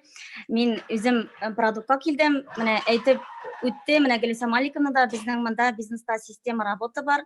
Ул да булса безнең беренче пункт, ул безнең продукт и результат. Любой менә йорт төзесәк тә, гаилә төзесәк тә, башласак та, любой нәрсәдә менә фундамент кирәк. Безнең бизнеста ул фундамент безнең продукт. Бездә монда продуктлар 6 направление бар. Ул да булса менә берсе безнең ул косметика, адаптогены, чәй. Менә чәйләргә килгәндә тоже әйтәсем килә. Менә чәйләр безнең бик менә файда китерә кешегә. Лечебныйлар алар безнең реально менә яхшы помогать итәләр кешегә. Аннан соң бар безнең спортивное питание, менә балаларга даже коктейльләр да бар. Анда безнең төрле витаминнар кергән. Балаларны гына менә әйтеп китәм тагын, төрле менә теге балаларны развивать итәргә менә безнең коктейльләр даже булышалар. Менә теге умственно отсталый балалар да бар бит, менә төрле менә отзывлар безгә килә, күп отзывлар. Бездә продуктларда менә төрле менә сертификатлары бар. Ул да булса менә халяль безнең сертификат. Безгә менә тем более татар халкына менә халяль сертификаты кирәк. Дөрес бит, менә любой нәрсә нитсәк тә халяльме дип сорыйбыз. И бар безнең сертификат ISO 22000, ул безнең сертификат бик менә кирәкле, бик зур сертификат. Ул сертификатны бөтен компанияда ала алмый. И менә продукт белән менә кешене бит инде бер алдыйсың, 2 алдыйсың, но уже өченчегә алдап булмый кешене. Алдатмый ул. Бездә менә 300-дан артык наименование продукция, гел бит инде менә духиган алып булмый. Бездә монда көндәлек куллана торган продукция. Үземә килгәндә менә нәрсә әйтәсем килә, мин 1 елда 3 ай, менә мин былтыр март айында килгән идем монда. Продуктка килдем. Мин үзем медицинада эшләсәм дә 2 ел буе экзамымны лечить итә алмадым. Төрле врачларга бардым, төрле генә лечениялар алдым. Берсе дә булышмады, алар бары тик временный иде. Менә шул детокс, менә шул кечкенә генә коробка, 2520 сумлык коробка мине монда НЛда сетевик итте. Мине монда бизнесымны башлап җибәрергә булышты. Шул бары тик 2520 сумлык продукт. Шул бер кечкенә генә коробка. Менә һәрбергезгә дә менә советую, менә шул детоксны эчеп карагыз, продукт белән кулланыгыз, продуктны яратыгыз. И продукт ул безнең менә 2000лек продукт аласызмы сез анда, 1000 тәңкәлек аласызмы, 10 меңлек аласызмы, но сез аны алыгыз, результат алыгыз, и результатыгыз белән сез эшләп китергә сезгә җиңелрәк була. Менә наставниклар әйтәләр бит, килгәчтән менә регистрация үткәчтән бөтенесен әйтәбез. Давай хәзер регистрация үттең, продукт алып кара дибез. Biz аны ни өчен әйтәбез? Менә кеше продукт алып карамаган килеш монда эшләп китә алмый дигән сүз. Продуктны кулланып, результат алып кына эшләп китергә була. Сез үзегезнең фундаментны төзисез дигән сүз. И менә мин хәзер менә НЛда бит инде менә 1 елда 3 ай мин кычкырып менә бөтен җаным тәнем белән мин әйтә алам, что монда продукт реально работает. Потому что мин үзем шул кешеләр менә 10 ел буе, 15 ел буе шул экзема белән тилмерәләр. Мин шул бер коробка белән шул экземамны лечить иттем. И шуның белән эшләп киттем, шул результат белән. Мин тоже ышанмаган идем, монда реально акчалар эшләп буладыр дип. И сетевой менә бу минем НЛ, ул минем иң беренче сетевой. Мин моңарчы бернинди сетевойда да эшләгән булмады. Вообще мин ышанмый да идем, булмас дип җөридем. Нинди инде сетевойда акча эшләү дигән идем. И даже иң беренче кат мин встречага килгәндә дә Алсу апай ана курстанга нинди әкият сөйли инде бу дип утырган идем. Аннарысын гына уже результатны күрә башлагастан, детокстан где-то бер этабын эчкәннән соң гына уже теге результат күрә башлагас кына уже ышана башладым. Реально микәнме әйтәм, результатым була башлады кулымда дип шулай. Аннарсын гына ышандым. хәзер. И менә дуслар, соңыннан менә соңгы сүзем булыр. Менә әйтәм сезгә, менә без погодаларга, теге хөкүмәтнең законнарына влиять итә алмыйбыз, ә без үзебезнең кошелекка влиять итә алабыз, акчаларга. Барыгыз да менә бүген, именно менә бүген решение принимать итегез, и дальше безнең белән барыгыз. Буладыр, кемнеңдер менә тиз генә башлап китергә менә шундый җиңел генә бирелә. Ә кемгәдер әкрен генә. Но сез даваться итмәгез. Монда реально эшләргә була. Реально. Бездә монда башкортлар әйтмешли, уш китмәле наставниклар, шулай дим әле. 24 сәгать связьдә, любой вакыт сез аларга звонить итсәгезме, язсагызмы, любой вакыт сезгә алар ответ бирәләр. Бер кайчан да сезне ташлап калдырмыйлар. Алар сезнең белән суга да керә, утка да керә. Даже если менә йөзә белмәсәләр, суга да керәләр. Вот. Бездә монда продукт шикарный. Менә работа мечты. Алыгыз продукт, результатын алыгыз, и шуның белән эшләп китегез. Барыгызга да уңышлар телим. Без булдырганны сез дә булдырасыз. Сез бездән чем хуже? Ничем не хуже. Просто сезгә менә монда иң беренче сезнең менә источник деймсең, ул сезнең мозгагыз. Менә сезнең мозгагыз ничек әйтә, шуны эшләгез. Кичкенә генә теге ниләр куймагыз үзегезгә. Теге от точки А от точки Б эшлибез бит инде без монда. Шундый кичкенә генә план куймагыз, зурны куегыз. Ул теге кичкенәне эшләп була, но зурга барып җитәргә кирәк. Менә бүген мин 200 пиви гына ябам әле, иртәгә генә димәгез, сез ай ахырына хәтле менә. Сез аны 400-600-ны куегыз, план куегыз. План куйганда эшләргә була. Вот, и барыгызга да уңышлар телим. Монда реально возможно, монда акчалар күп, барыбызга да җитә.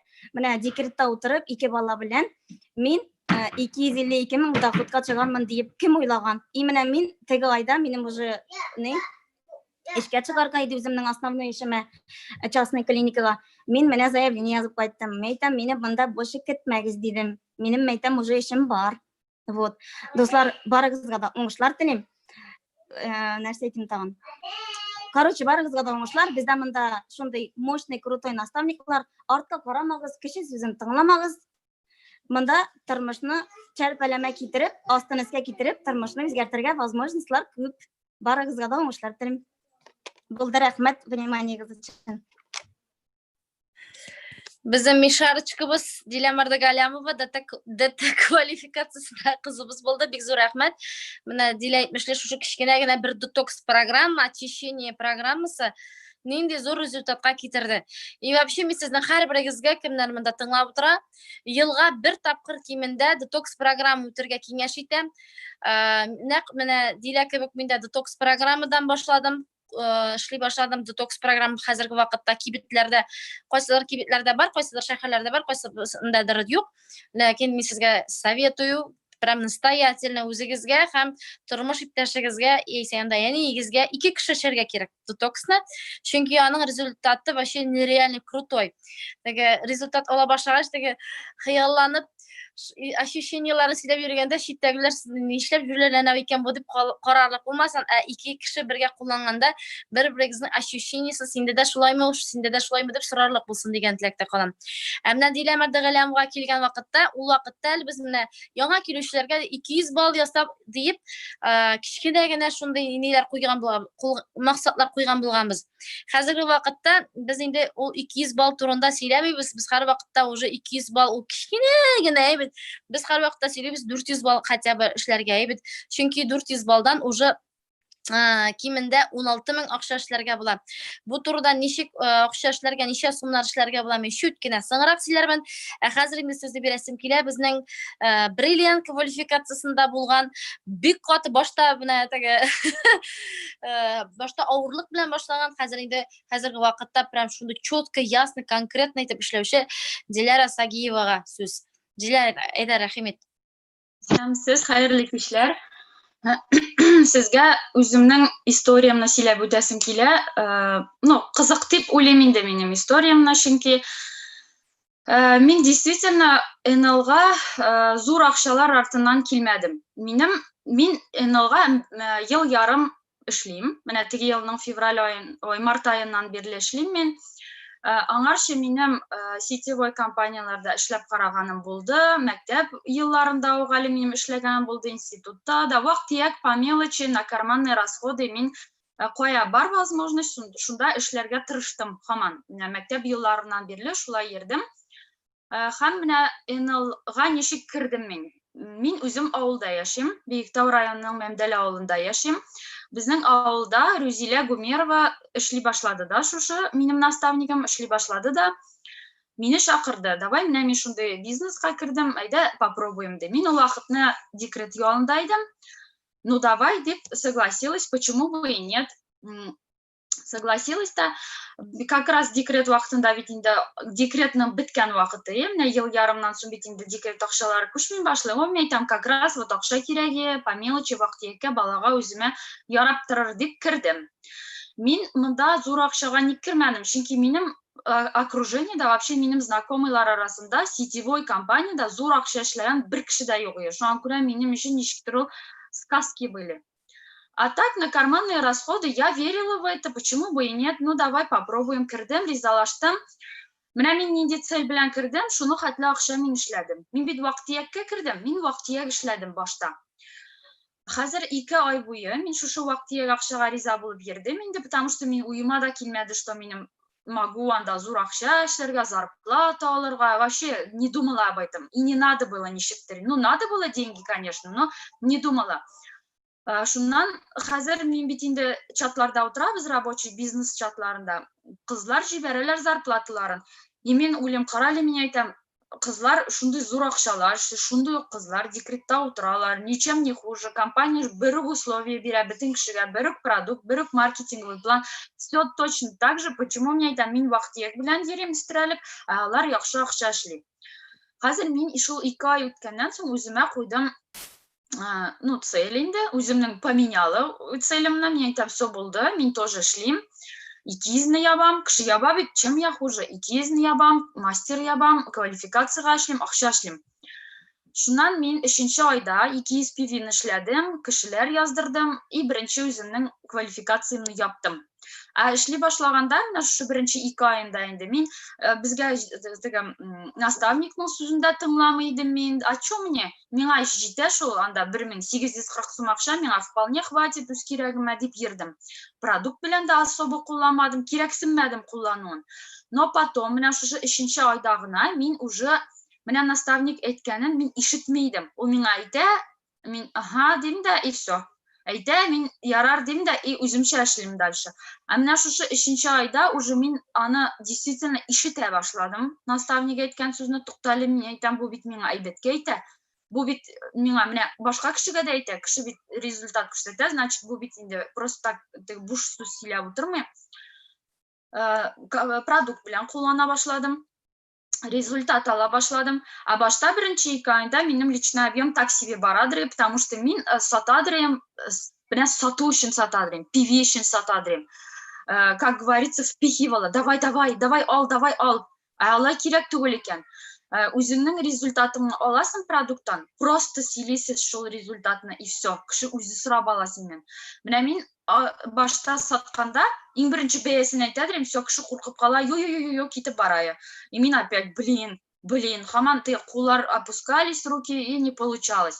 А потом наставникны тыңлый башладым, кешеләр белән эшли башладым, результат ала башладым. Шул результатны сөйли башлагач кына мин аңладым, мин вообще дөрес эшләмәгәнмен, мин үзем күп белгән шикелле йөреп, үземчә эшләп, күпме вакытымны әрәм иткәнмен. Но мин бердә борчылмыйм 2 ай вакытымны әрәм иткәнгә, потому что бу 2 ай бирде миңа шундый, дип әйтим, бу решение, чтобы принять, миңа 2 ай кирәк булды. Действительно, кто-то быстро барып җитә үзенең целенә, а кто-то вот так долго вокруг да около жюри, анда шулай барып җитә. Мин сезгә нәрсә советую? Вакытыгызны әрәм итмәгез. Время – деньги, как говорится, имя. Тем более, хәзер шундай авыр ситуацияда яши бөтен кеше. Вакытыгызны әрәм итмәгез. Наставник просто тага микән. Наставник сезгә әйбәт булсын, сезнең акчагыз артсын, сезнең квалификациягыз булсын, командагыз наклы булсын дип әйтә. Һәрбер сүзен тыңлап, ишетеп, вакытында эшләп, продукт белән кулланып, результат алып, просто шул результатны кешегә сөйләсез и всё. Сезнең результатыгызны кеше ишеткәч, ул аны бәясен күрми дә, потому что кешегә действительно бывает так, что менә кеше күпме, бик күп акчасын түккән, Мәсәлән, например, шәші қыйыла. Тегіне алып қарай, мұны эшләп қарай, нәрсә генә эшләмей, булышмый. Но аңа вообще акча уже не жалко, аңа результат кирәк. Менә шундый кешеләр дә бар. Просто аңлатып күрсәтергә кирәк, продуктны белергә кирәк. Хәзерге көндә еще тагын нәрсә әйтәсем килә. Минем бит инде хәзер бер заман декрет бетте. Мин бит инде язылганда декретта идем. Минем декрет бетте. Мин үзем Казанда бер предприятиедә ведущий бухгалтер булып эшләгән идем. Ул уже тоже дәрәҗәле эш дип әйтергәм. Просто, ведущий бухгалтер минем үземнең бар иде зонам, шуның өчен мин отвечать итәдем. Но зарплатасы инде, естественно, нәрсә мактанырлык түгел иде. Без ул вакытта Казанда яшәдек, хәзер декретка чыккач авылга күчендек тә, мин хәзер уйлыйм, минем каршыда выбор тора. Мин уже НЛда все, акча эшли башладым, әзме күпме уже доход керә, 18-20 мең уже акча эшли башладым. Мин уйлыйм, хәзер мин эшкә чыгам икән, нәрсә мине көтә? Мин күз алдына китердем. Авылда яшибез. Бит инде эшкә барып Казанга 8-дә башлана безнең эш. Иртә белән 5-тә торасы, автобус белән барасы, Казаннан барып җиткәч пересаживаюсь на маршрутку, эшкә хәтле барып җитәсе. Аллага мең рәхмәт, эшкә вовремя барып җитсәм, ярар, көне буе эшлим, көне буе бухгалтерның эше тоже кызык эш түгел, эштин акчаны эзләп утырасы, кая нинди ошибка икән, менә шундый, короче, башка тора торган эш. Көне буе эшлисең, аяк өстендә, нервыда, кич белән әйләнеп кире авылыңа кайтасың, уже кич була, 7 була, 8 була, өйгә кайткач хатын-кызның яңа тормышы башлана. Балалар бит инде кичкенә, бала карарга, ашарга пешереп, посуда жуу, иңне кара, иреңне килә, үзеңне кара. Короче, и шул эштингә, яртысы китә зарплатаның, яртысы китә юлга, яртысы китә түләүгә, и миңа кала эштин акча. Вот это мне надо. И это каждый день, и это всю жизнь. Ойлап карагыз әле, менә без шулай яшибез. Потому что безнең әти-әниләр шулай яшәгән, алар безгә шулай өйрәткән, без башканы белмибез. Безнең өчен өйдә утырып, телефон тотып, акча эшләү вообще гомумән башка сыймаслык хәл шулай бит, күп кеше өчен. Минем өчен тоже, мин барбер әле аңлыйдырым сетевойның нәрсә икәнен. И минем, естественно, өйдәгеләр дә против иде инде. Ты чё? Аны эштән китеп, булып чыкмаса, менә фәлән тигән, ирем против, өйдәгеләр против. Но мин барбер үземдә көч таптым, уволить итеп кайттым. Һәм бүтән җаным тәнем белән НЛга да эшли башладым. Һәм Аллага шөкер, бүгенге көндә менә мин июнь ае өчен 108 мең зарплата алдым. 108 меңне мин бер качанда элекеге эшемдә эшли алмасым, потому что мин анда 5 сагать эшләсәм дә, 15 сагать эшләсәм дә, бу елны да 3 елдан соң да барбер шул бер окладны алам. Мин анда эшләсәм дә, эшләмәсәм дә, менә нәрсә генә эшләсәм дә, мине ул окладтан күбрәк акча миңа түләмәячәкләр никогда, потому что есть определенный оклад. А монда алай түгел. Монда минем тормышым настолько үзгәрде, мин даже әйтергә куркам, күз тиергә куркам, мин Аллага шөкер, туйганчы йоклыйм. Saat 5-тә торып эшкә китмим инде, туйганчы йоклыйм, үземне карыйм. Безнең продукт шикарный. Безнең батлар белән мин после родов бит инде хатын-кыз барбер стресс кичерә, организмны восстанавливаться надо. Восстановиться иттем, поддерживаю үземнең здоровьены, Аллага шөкер. Бөтен гаиләм белән кулланабыз продуктны. Косметикасын, уходовый, декоративный, короче, 100% клиент. Мин хәзер безнең компанияның рәхәтләнеп кулланам. Үз эшемне эшлим, кешеләр белән от души сөйләшәм, аларга менә аларның клиентларның рәхмәтен ишетү шундый рәхәт, беләсезме? Безнең продукттан результат алып рәхмәт укыйлар, когда менә безгә рәхмәтләр әйтәләр, шундый рәхәт, уже син не просто так эшлисең икәнне аңлыйсың. Синең командаңдагы кешеләр зарплата алып рәхмәт әйткәч, тагын бер рәхәт. Аллага шөкер, аларга да мен кешеләргә булыша алдым дип рәхмәт укыйм безгә НЛга. Менә шул, әйтәсе килгән сүзем шул, куркмагыз, башлагыз, эшләп карагыз, эшләп башлап карамыйча, кулланып карамыйча, тотынмыйча бер нәрсәгә дә ирешеп булмый. Үз аркылы үткәрергә кирәк, продуктны да, бизнесны да, бөтен әйберне үзегез аркылы үткәрегез, наставникларның сүзен кулак аркылы үткәрмәгез, ишетегез. Готовый бизнес, кирдә эшлә, рәхәтләнеп эшлибез, Аллага шөкер, Аллага мең шөкер. Именно шушы компанияда һәм именно шушы наставниклар белән эшләгәнемә мин бик шат. Тем более безнең постоянно обучениелар булып тора. Менә новичокларга бу бик зур бик зур плюс. Кірдігіз де, и все, сізні уже обучайтта башладыр. Наставниклар сізні үз қанат астына кірділер, һәм сізге юлны көрсетті. Вот попробуй так. Сізге просто аны надо принять. Біз сізге ишікке шақылғанда япмағыз ишігізні. Ашығыз, примите нас, и біз бірге матур дос болып яшик. Әйтәсе келген сөзім шул иде. Рахмет игътибарыгыз өчен. Диляра Сагиева, бик зур рәхмәт. Авылда яшиләр, ләкин менә шундый зарплатларга чыгып эшлиләр. Беркемгә дә менә кымаушалык итми. Сәбәпләр эзләргә кирәк түгел. Ой, монда авылда бит инде булай да ничек заниматься итә. Бар бит инде сәбәпләр. Менә бу сәбәпләрне уйлап чыгармагыз. Бөтен кешедән монда эшли алат. Бары тик теләк кенә кирәк. Инде дәвам итәбез. Без инде тагын бер спикерыбызга сүз бирик. Эльвира Каримуллина исемле кызыбыз.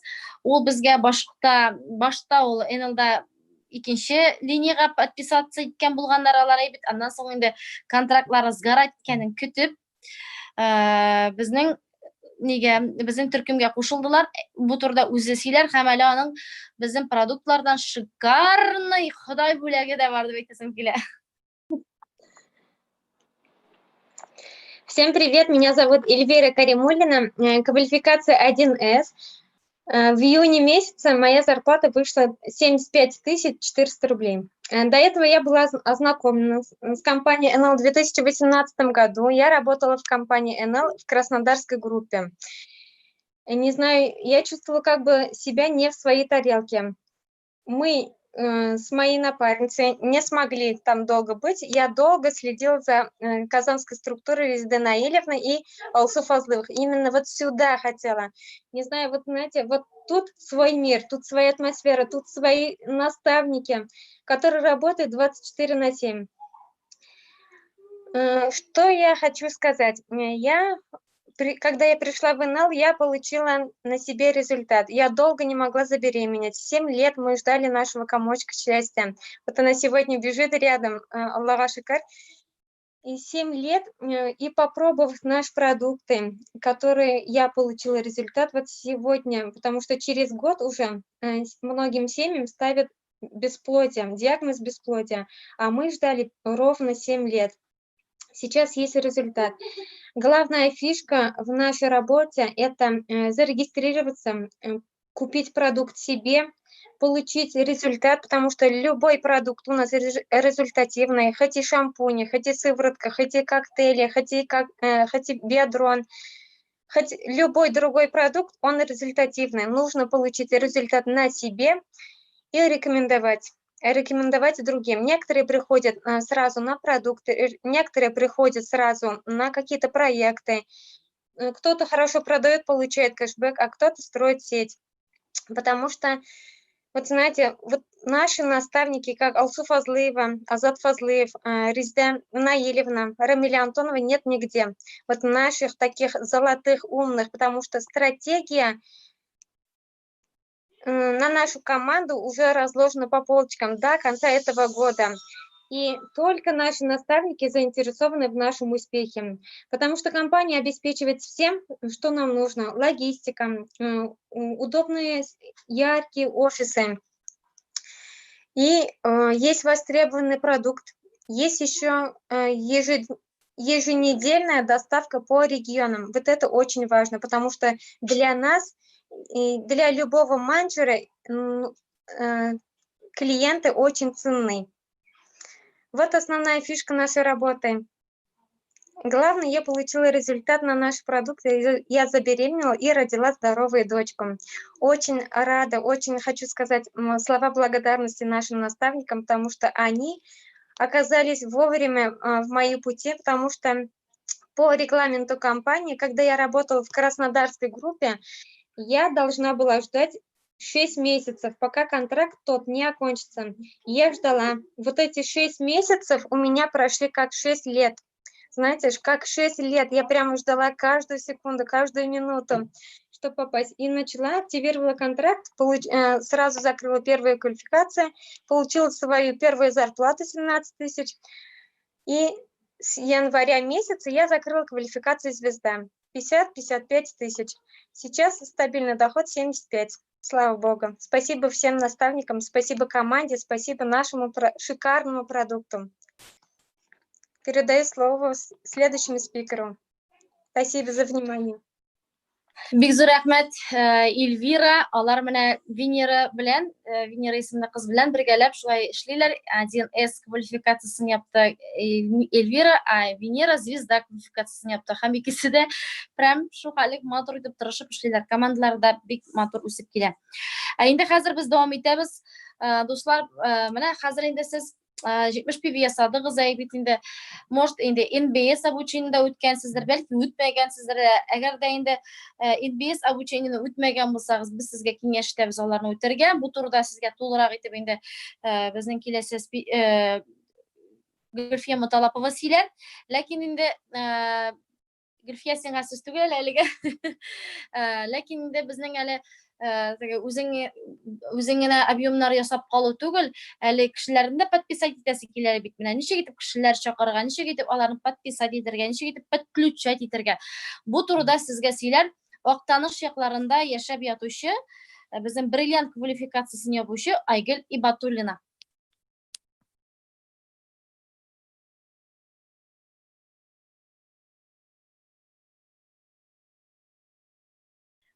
Микрофоныңны куш, Айгөл. Все? Ярый, исәмсез хәерле кич барчабызга да. Ничек чыннан да инде башлап җибәрәбез, продуктны кулланабыз, 70 PV-бызны ясыйбыз, командага киләбез, наставник белән танышабыз да, үзебез результат алганнан соң аның хакында сөйли башлыйбыз тирә-якка. Сөйли башлыйбыз, ләкин инде онытмыйбыз, НЛ бизнесы ул безнең инде сетевой бизнес, ул команда белән эшләнелә торган шулай бит. Һәм туа шундый сорау, каян кеше алырга? Кешеләр, менә ничек? Һәм ул хәзер яңа килгән менеджерларда инде аның хакында бик сораулар бирәләр. Каян алдыгыз сез ул кешеләрне диләр. Менә мин мәсәлән үзем дә Актаныш районының гади генә бер авылында яшим, авыл җирендә. Ләкин без беребез дә урманда яшәмибез, шулай бит. Безнең бар үзебезнең дусларыбыз, безнең бар туганнарыбыз, безнең бар күршеләребез, безнең бар классташларыбыз, группадашларыбыз. Менә алар инде шушы команда башлаганда үзең беренче тапкыр минем бер алган зарплатам инде 4700 денежный булды да 3000 подарочный булды. Шуны беренче тапкыр алгач, аны күрсәтәсе килә, бөтенесенә әйтәсе килә. Шуңа мин инде сөйли башладым. Һәм сөйли башладым якын тирә дусларыма. Дусларыма, әлбәттә инде алар бөтенесе дә теге, яхшы эшли башлаган икән дип җыелып килмәде. Аларның араларында булдым ризалашып килүчеләр дә бүгенге көнгә кадәр минем белән бергә эшләүчеләр. Алар арасында бар инде әле күзәтеп торганнан соң да килеп инде менә хәзер квалификацияга үз урынын алган менеджерлар. Һәм инде бар әле икеләнеп торучылар. Ләкин алар барысы да килә, башлыйсың туганнарыңнан, без инде аларны атыйбыз якыннарың дип инде. Иң беренче чиратта минем менән эшләптер, менә якыннарым каршыда килде дип әйтмәсәм дә, ләкин алар миңа иярмәде. Соңыннан гына иярделәр. Әлбәттә инде бар безнең классташларыбыз, бар безнең кечкенәдән бергә укыган группадашлар, барысы белән дә без аралашабыз, Instagram шелтәрендә дә, ВКонтакте шелтәрендә дә без барысы белән дә сөйләшәбез. Хәзер бит инде связьны югалтмыйбыз, WhatsApp дигән әйбер белән төрле чатларыбыз бар. Һәм менә шулар аркылы алар кайсысыдыр инде нәрсә эшлисең соң син анда, нәрсә соң үзләре кызыксыну уятса, кайберләренә инде нәкъ менә шалтыратып, то есть инде список, звонок, встреча, менә шушы 3 кагыйдә. Алар инде чыннан да үтәлеше бара торган кагыйдәләр дип әйтәсем килә. Алар эшли торганнар. Һәм инде булды шундый вакытлар, теге чакырдым да, бөтенесе риза булып килде түгел. Алар нәрсә дип әйтәбез әле без, возражение инде төрле сүзләр ишетергә туры килде. Ярый, бар, йөреп кара әле син эшләп кара әле, бар, синеке килеп чыкса, мин дә килермен дип. Мин андыйларга чын дөресен әйткәндә игътибар итмәдем. Чөнки үземнең ай сайын кемнекедер менә алдагы спикерларны тыңлыйбыз бит без. Кемдер килеп бер ай эчендә яхшы результат ала, кемдер менә мәсәлән минем үземнең наставнигым кебек 3-4 айда, кемдер ел ярым эчендә, менә минем дә 1 ел эчендә ипләп кенә беренче айда 4,000, аннары 6,000, аннары 9,000, аннары 11, аннары 12,000.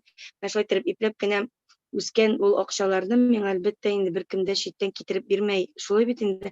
Син ул акчаны туганың да бирмәй, ул акчаны сиңа дустың да, теге читтән генә күзәтеп утыручы күршең дә бирмәй. Шуңа күрә мин андыйларга һәм гомумән мин кешенең андый возражениеларына игътибар итә торган кеше түгел. Мин конфликтка да кермим, мин үз сүземне әйтәм һәм дальше үз юлым белән барам. Ләкин инде заманында миңа юк дигән кешеләр, алар инде хәзер бәлкем карап та торырлар. Бүгенге көндә алар минем командада дип әйтәсе килә. Һәм кеше өчен бер кайчан да решать итәргә кирәкми. Менә уйлап утырасың, чыннан да инде менә минем блокнотым, ул менә тулган. Менә бу исемлек, ул список. Мин аны кайсындыр яңартам, элек ничек эшләдем, әйтмим, бу укыганда да теге укытучы сораса сүзендә торып әйтә белми инде, моннан ничек чыксын инде дип уйлыйсың, ә менә шундый нәкъ менә читтән генә күзәтеп торган кеше килә дә, син аны менә уйламыйсың да эшләр дип. Ул инде шул көнендә үк, мәсәлән, ай буена сузмый 70 PV ясап куя. Син уйламаган кеше ул 2-3 көндә 200 PV ясап, ай азагын инде мастер квалификация белән ябырга мөмкин. Шулай бит. Шуңа да кабатланып әйтәм, бер кайчан да кеше өчен решать итәргә ярамый. Отказлар биргәндә дә үзегезнең күңелегезне төшермәгез. Менә без әле Казан шәһәрендә тренингта булып кайттык бит. Башта без сайлыйбыз үзебезнең командага кешеләрне. Ә соңыннан кешеләр безне сайлый башлыйлар үзләре. Менә шушы инде дөрес сүзләр дип минем дә килешәсем килә. Һәм әгәр дә була үземнең менеджерларым арасында да менә Айгөл, менә ничә шалтыраттым, нигә әйттем, бөтен кеше дә бит юк дип әйтәм миңа. Аларның да вакытлары юк, менә хәзердә инде бик тә кыен вакыт, шулай бит кем җиләктә, кем авылда интернеты тотмый, кем отпускага киткән, кемнеңдер гомумән просто менә эшлисе килми теләк юк. Мин инде әйтәм, менә без синең белән шушы син чакырган аудиозаписьне миңа җибәр әле дим. Бергә тыңлыйбыз да без аны белән. Һәм инде уртак бер фикергә киләбез, чыннан да менә кайдан инде ялгышлыклар бар, без аларны төзәтеп, аннары киридән кабаттан менә безнең наставник Алсу Фазлыева әйткәнчә, бер кешегә кай вакытта 17 касание җитмәскә мөмкин. Шулай бит. Һәм инде уйламагыз, менә бу кыз минем командага килмәс микән дип андыйларны менә Айгөл Хәбибуллина да әйтеп үтте. Ул кеше килеп, инде гомумән икенче командага китергә мөмкин, һәм икенче командада инде тиз арада гына зур инде юлларны, башкычларны үтеп, обучениеларны үтеп, квалификацияга ия булырга да мөмкин. Кабатлап әйтәм, кеше өчен решать итәргә ярамый. Бу бизнесның аның яше дә юк, аның милләте дә юк, аның инде менталитеты да юк. Авылдамы син, әллә Казандамы? Бар, мәсәлән, шундый кызлар читтә яшәп тә инде бездән ерак булып та алар бүгенге көндә командада, алар структурада, алар ул волнада, алар ул энергияны чувствуют, һәм инде шушлай итеп зур структурада эшлиләр дип әйтәсе килә. Күңелегезне төшермәгез. Отказлар була, алар булмый калмый, ләкин аларга инде менә кабатлап әйтсәм дә, алар безгә кирәген китереп бирми. Алар бары тик күзәтеп торалар һәм үзләренең вакытлары җиткәч, решениесен алар үзләре кабул итеп, үзләре киләсен. Алсын. Минем булды. Рәхмәт бик зур Айгөл Ибатуллина. Айгөл Актанышта яши. Наставникларым бирак дип җылап утырмый. Хәзер менә бик җайлы җиңел генә зумга кирдең, сөйләштең, кара каршы утырып сөйләшкән кебек әйбит. Менә Айгөлнең сүзен өстәп әйтәсем килә. kimdir birinchi topqirdan sразу keladi. Давай, kelem deb aytay. Kimdir endi я подумаю, ondan kuzatda boshim, ondan qarab, bundan ko'radi. Ondan so'ng давай sen menga ayda kelem deb aytirgan mumkin. Kimdir 17 topqirdan so'ng kelirgan mumkin. Bilasizmi? Men biznesni o'zimga boshlagan vaqtda, ul vaqtda ozatda yo'q edi. Nishim men deb film потому что ul vaqtda ozat yo'q edi. Ozatni da biz hali fevral oyida anglab o'tdik. Biz yangadan uni bir ul o'zining istoriyasini siylar. 17-iyul kuni Marat Fazliyev ham Azat Fazliyev bilan bo'lajak обучениеda, chunki aytib o'tasim kela olg'a, hozir bilan yangilik bo'lur sizga. 17-числоda bizning endi bo'lajak Marat ham Azat Fazliyevlarning iratlar ko'zligidan NLda nishik ishlav turida shulay motivatsionniy обучение. Endi davom etib aytasim kela, men NLda ish boshlagan vaqtda ikkigina kishi keldi, все отказались yaqindag'ilarim. Gulsam Malikovna ham Ruzila keldi, itda ul ketib bordi. Endi boshqalarni chaqirsam da, tege do'st bo'laroq endi yarar deb shulay g'ana ayta turganlari, anchaptir biznesga kelmadilar. Balki для приличия endi produktlarında endi подписаться etdim, qo'llanam deb qo'llanuvchi bo'lgandir. Lekin mana hozir bizning strukturada yaxshi rezultatlar borlikqa kela boshlagach, boshqa bizning ostda ishlovchi qizlarning shunday yaxshi cheklarini ko'ra boshlagach, boshqa bizning tanishlarimiz da bu biznesga kela boshladilar. Ular mana bizgagina ishonib turib, уже boshqalarini da ko'rib kela boshladilar. Shundaylarning birisi Telashi rayonida yashab yotuvchi mening 20 yillik do'st qizim Gulfiya Mutallapova. U тоже bek tezgina поддаваться etmadi. Ham endi mana shu pandemiya vaqtida ularga shu nilga keluvga hal etkish qaror qabul qilgan mumkinlik berdi. Gulfiya durustini aytganda uning Instagramini ochib qarasangiz, uning Instagrami maqtanirlik tugul. Kimdir bit Instagram ochsa bek yaxshi ishlaydi, yaxshi Instagram ochsa yaxshi sota. Evet, mana Evelina bizning endi 16 kun o'tgan Instagram ochib bek yaxshi sotuvchi qizimiz bo'lsa, ammo Gulfiya Mutallapova Instagramda olay maqtanirlik tugul, u mana kishilar bilan boshqacha nishik ishlaymi ekan. Xayrli kechlar. Mening ismim Gulfiya Mutallapova.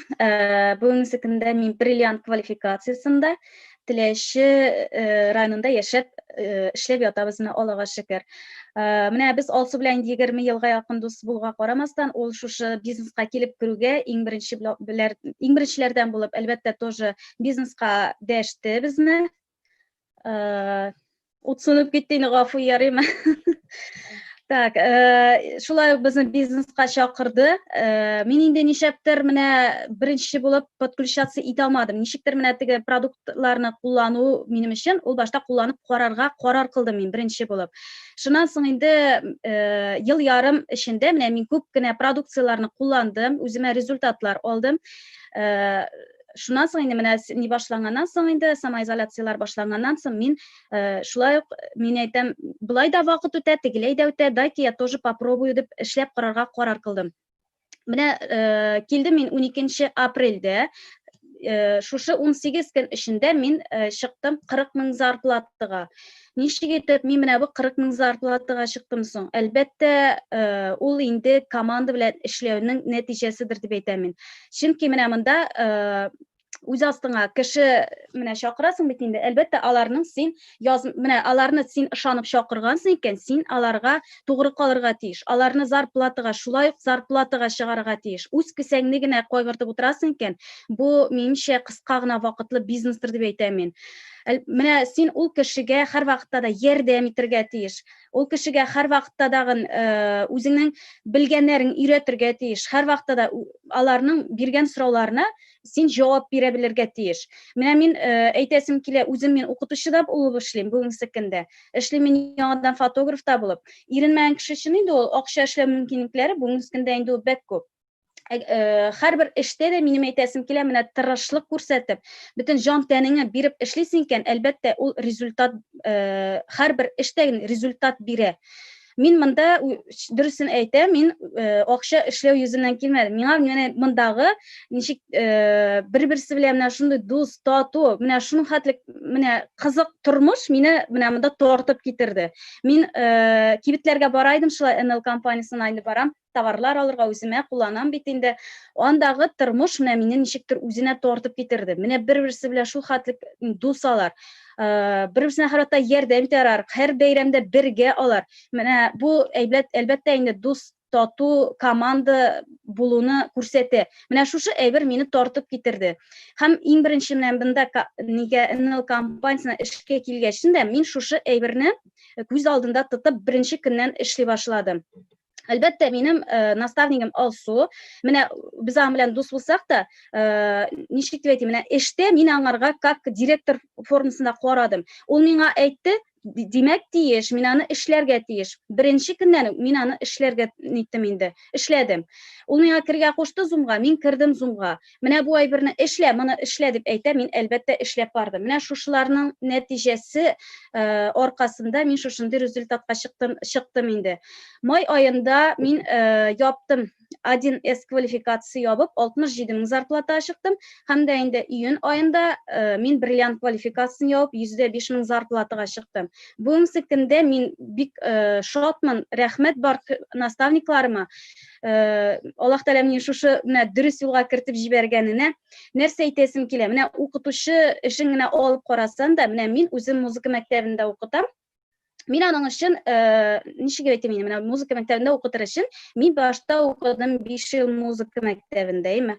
Минем менә бөтен бала чагында бөтен тормышым үтте музыка мәктәбендә. Әлбәттә, ул өйгә кайткачында бит инде заниматься итәргә кирәк. Менә бөтен тормышым шуның белән бәйле булды минем. Аннары укыдым 5 ел колледжда, 5 ел укыдым университетта. Менә 15 ел мин багышладым шушы бер өлкәдә эшләр өчен. Һәм 15 ел укыганнан соң бүгенге көндә мин 15 еллык стаж белән высший категория белән эшлим. И минем зарплатам 25 меңгә якын зарплата. Мин нәрсә әйтәсем килә менә моның белән. Мин Аллага шөкер канәгать ул зарплата белән дә. Кемдер аны ничек дип әйтим инде, ул зарплатында алып эшләмиләр бүгенге көндә. Аллага шөкер мин канәгатьмен. Но әйтәсем килә, менә күпме без укып, менә шушындый зарплата чыкты. Менә монда килеп мин 18 көн эчендә 40 мең зарплатага чыккач, неужели мин әйтәм бу дөрес акчалар? Мин шуның хәттәге удивляться итеп дип әйтәсем килә инде.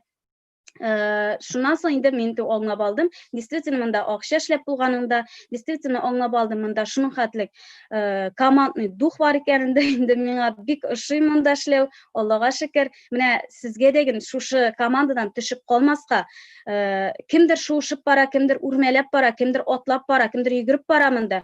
Шуышып булса да барыгыз, калмагыз. Менә монда сез бик күп сыйфатларыгызны үзегезнең үстерәсез. Мин әйтәсем килә, менә мин яңадан фотографта булып эшлим. Действительно, мин Instagram белән эшли белмәгәнмен. Белмәдем, миңа ул ят булса да мин аны әйтәм. Бүгенге көндә менә шушындый возможность өйрәнергә, мин аның өстендә хәзер ныклап торып өйрәнеп эшләргә керештем. Әлбәттә, аның результаты мине менә бу эшемә дәген влиять итә, башкасына дагын бар яктан да менә сезне ничек дип әйтим, үстерергә ярдәм итә бу НЛ компаниясе. Менә әйтеп китәсе килән яңадан, менә монда барыбыз да бит инде өстәмә акча эшләү юлларын эзләп бизнеска килгән кешеләрбез инде без, барыбыз да. Үзеңнең командага менә кешеләрне чакырып яздырып кую, ул бердә авыр түгел. Менә ул кешеләрне эшләтеп җибәрү күп вакытны һәм тырышлыкны таләп итә. Үзегезнең кесәгез турында гына һич, менә табыр кабатлап әйтәм, үзегезнең кесәгез турында гына уйламагыз. Әлбәттә, сезнең астыга килгән командагызның кешеләрнең зарплаталары турында уйлап эш итегез.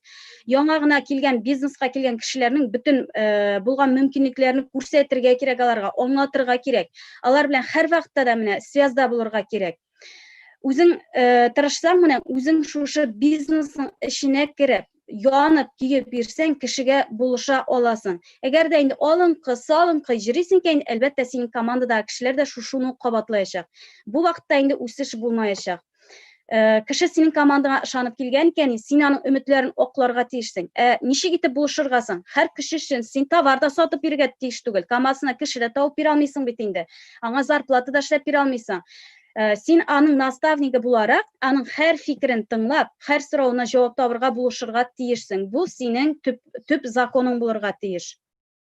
Яңа килгән кешенең башында ул 1000 төрле сорау була. Бу ничек, теге ничек, моңарга ничек җавап бирергә, менә шушы сорауларга без җаваплар алу өчен инде иң беренче чиратта НБС үтәргә тәкъдим ясыйбыз. Монда бик күп сорауларга җаваплар алып була. Шулай менә шушы НБСны үткән дәврдә сез өйрәнү группаларына эләгергә тиешсез, обучающий группаларга. Бүгенге көндә безнең 4 группа эшләп килә. Аның беренчесе 70 PV ясаган менеджерларыбыз өчен. Монда безнең менә ничек иттереп зарплатага чыгарга, барсысында менә шушында сезгә өйрәтәләр. Аннарысын икенче безнең безнең мастер квалификациясы группасы. Монда сез уже команда белән эшләргә өйрәтәләр сезне. Өченчесе безнең мастер элит группасы инде, обучающий группа. Һәм дә инде 4нчесе аны безнең звездалар. Менә шушы группаларда нинди заданиялар бирәләр, барсысында вакытында эшләп барыгыз. Булар сезне зур үсеш юлына алып бара. Тагын нәрсә әйтәсем килә, менә шушы группаларга эләгү өчен безнең бит инде PV-лар кирәк. Ничек итеп ул PV-ларны җыярга соң?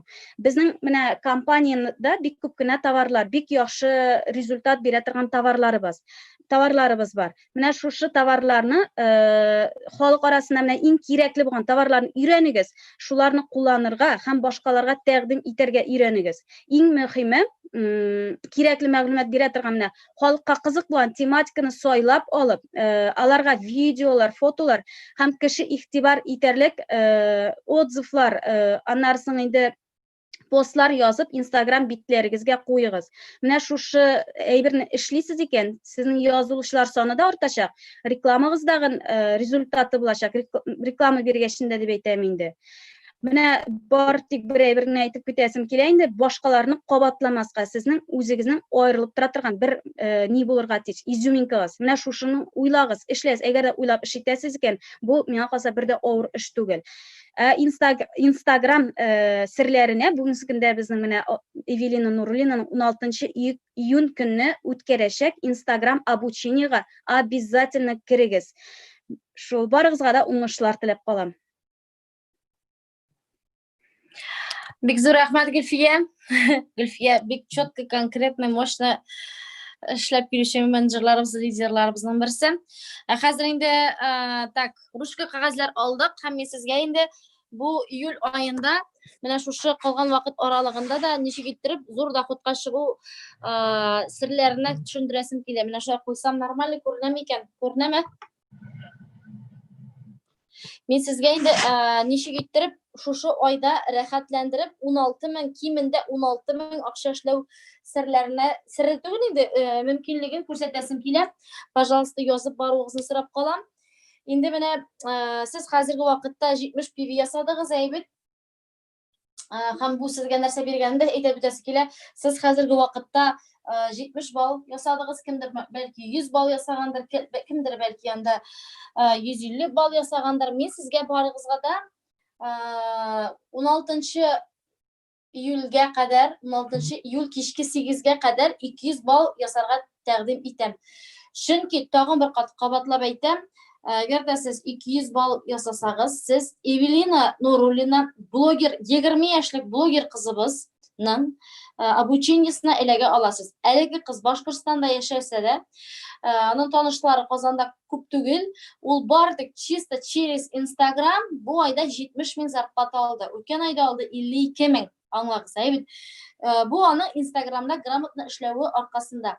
Демәк, инде 200 балл ясасагыз, сез 16 число кичке сәгать 8гә кадәр шушы Эвелин обучениесына эләгәчәксез. Һәм инде тагын 17 числода шушы 200 балл белән икенче обучениегә эләгә аласыз. Азат Фазлыев һәм Марат Фазлыев ике лидерның НЛда эшләү мужской взгляд, аларның күз карашы буенча мотивационный обучениегә эләгә аласыз. Бер юлы 2 обучениегә.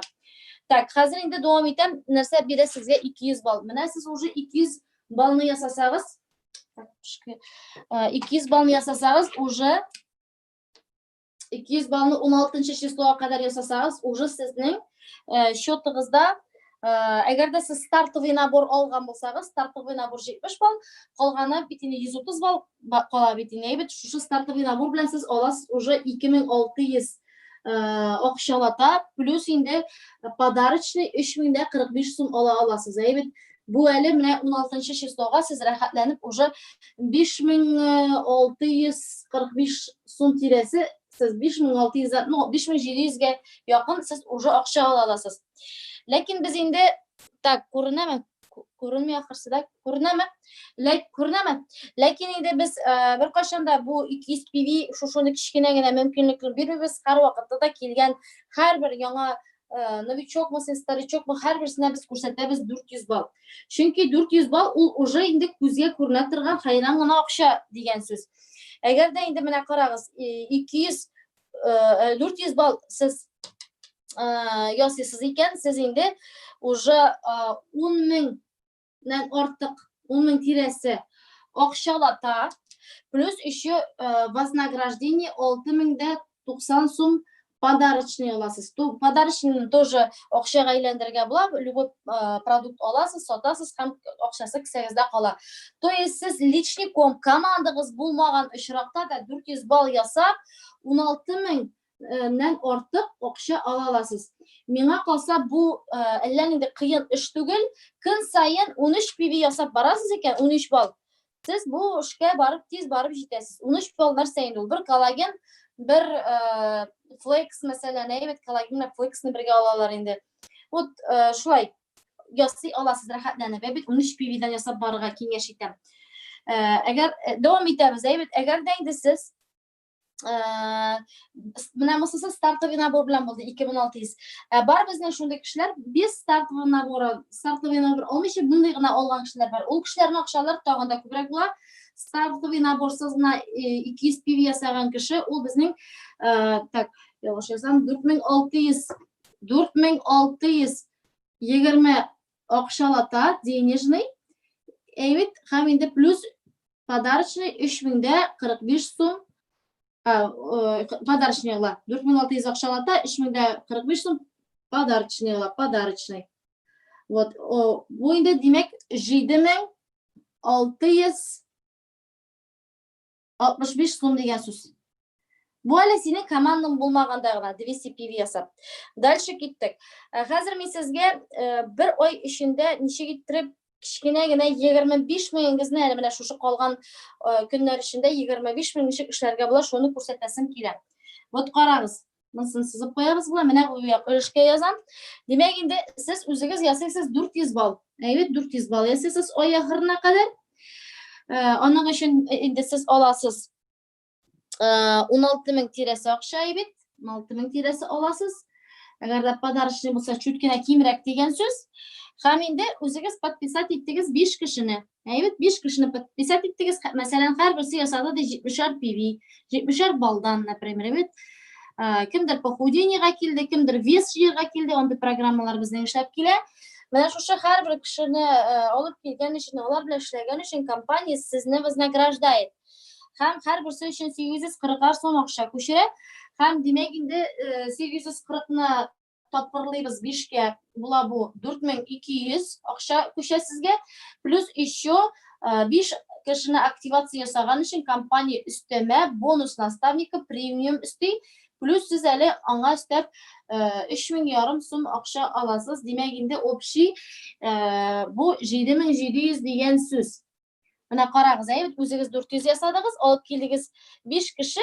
Әйбәт, 70 PV күп түгел бит инде ул. 5 потребитель алып килдегез, мәсәлән, 5-се дә ясадылар 70 PV. Һәм шуның өчен компания сезгә 7700 түли, плюс үзегезнең 16000 акчагыз. Әйбәт, хәзер санап күрсәтәм, 16000. Мен инде якынча саныйм, 16000 плюс 7700. Һәм плюс групповой өчен сезгә компания түли 1800 тирәсе. Бу ничә сум була? Бу якынча инде күпме була?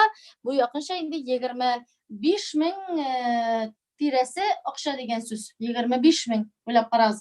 Бу әллә нинди катлаулы эш түгел, тагын бер кат әйтәм, үзең ясадың 400 балл, и 5 кешене активация ясадың, 70 PV ясадың, вот, пожалуйста, шундый суммада сез инде акча аласыз. Если демәк инде кемнәр бу инде безнең мастер квалификациясын ябу була 750 PV була бу әйбет групповой сезнең кемнәр 750 PV-ны 21 июльгә кадәр ясый, алар безнең Резида Наиловнаның обучениесенә эләгә алачаклар. Ну, вот самый главный бу сумманы карагыз.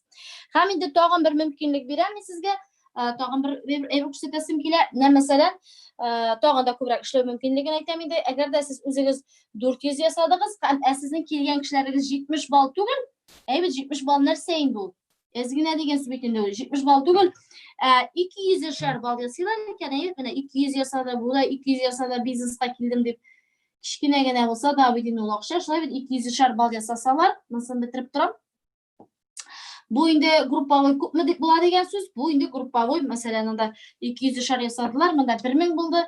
Мәсәлән, монда бу социаль тагын кемнедер ап килде, 70 PV ясады, мисап килдек, 70 PV ясады, әйбет. Монда уже 1500-нан артып китә, групповой 1500-нан артып китә, анда язып куям, 1500. Бу мастер элит квалификациясе дип атала. По деньгам акчасы буенча санап күрсәтәсем килә. Кемнәр менә бу социаль өчен личный объем өчен инде сез аласыз 16000 тирәсе әйбет. Плюс 7705 кешене активация ясаган өчен активация 70 PV-нан теге ягын ясаган кешеләр уже активация ясаучылар дип атала. Активный менеджер дигәнне аңлата.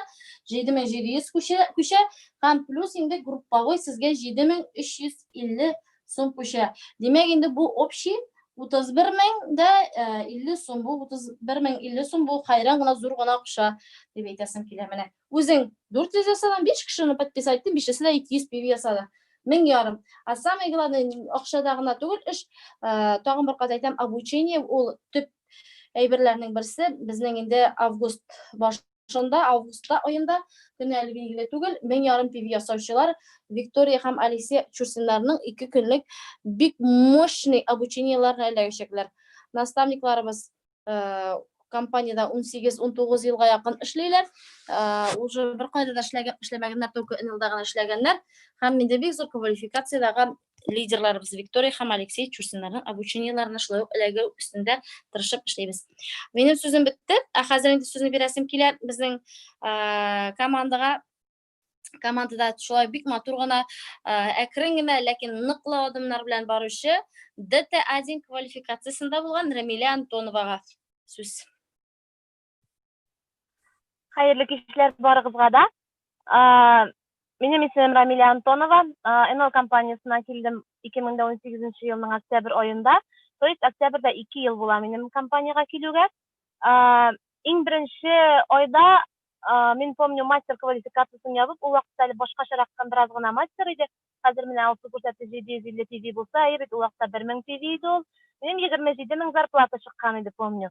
И шул андый акчалар минем өчен инде бик зур акча булып күренде, әйбет.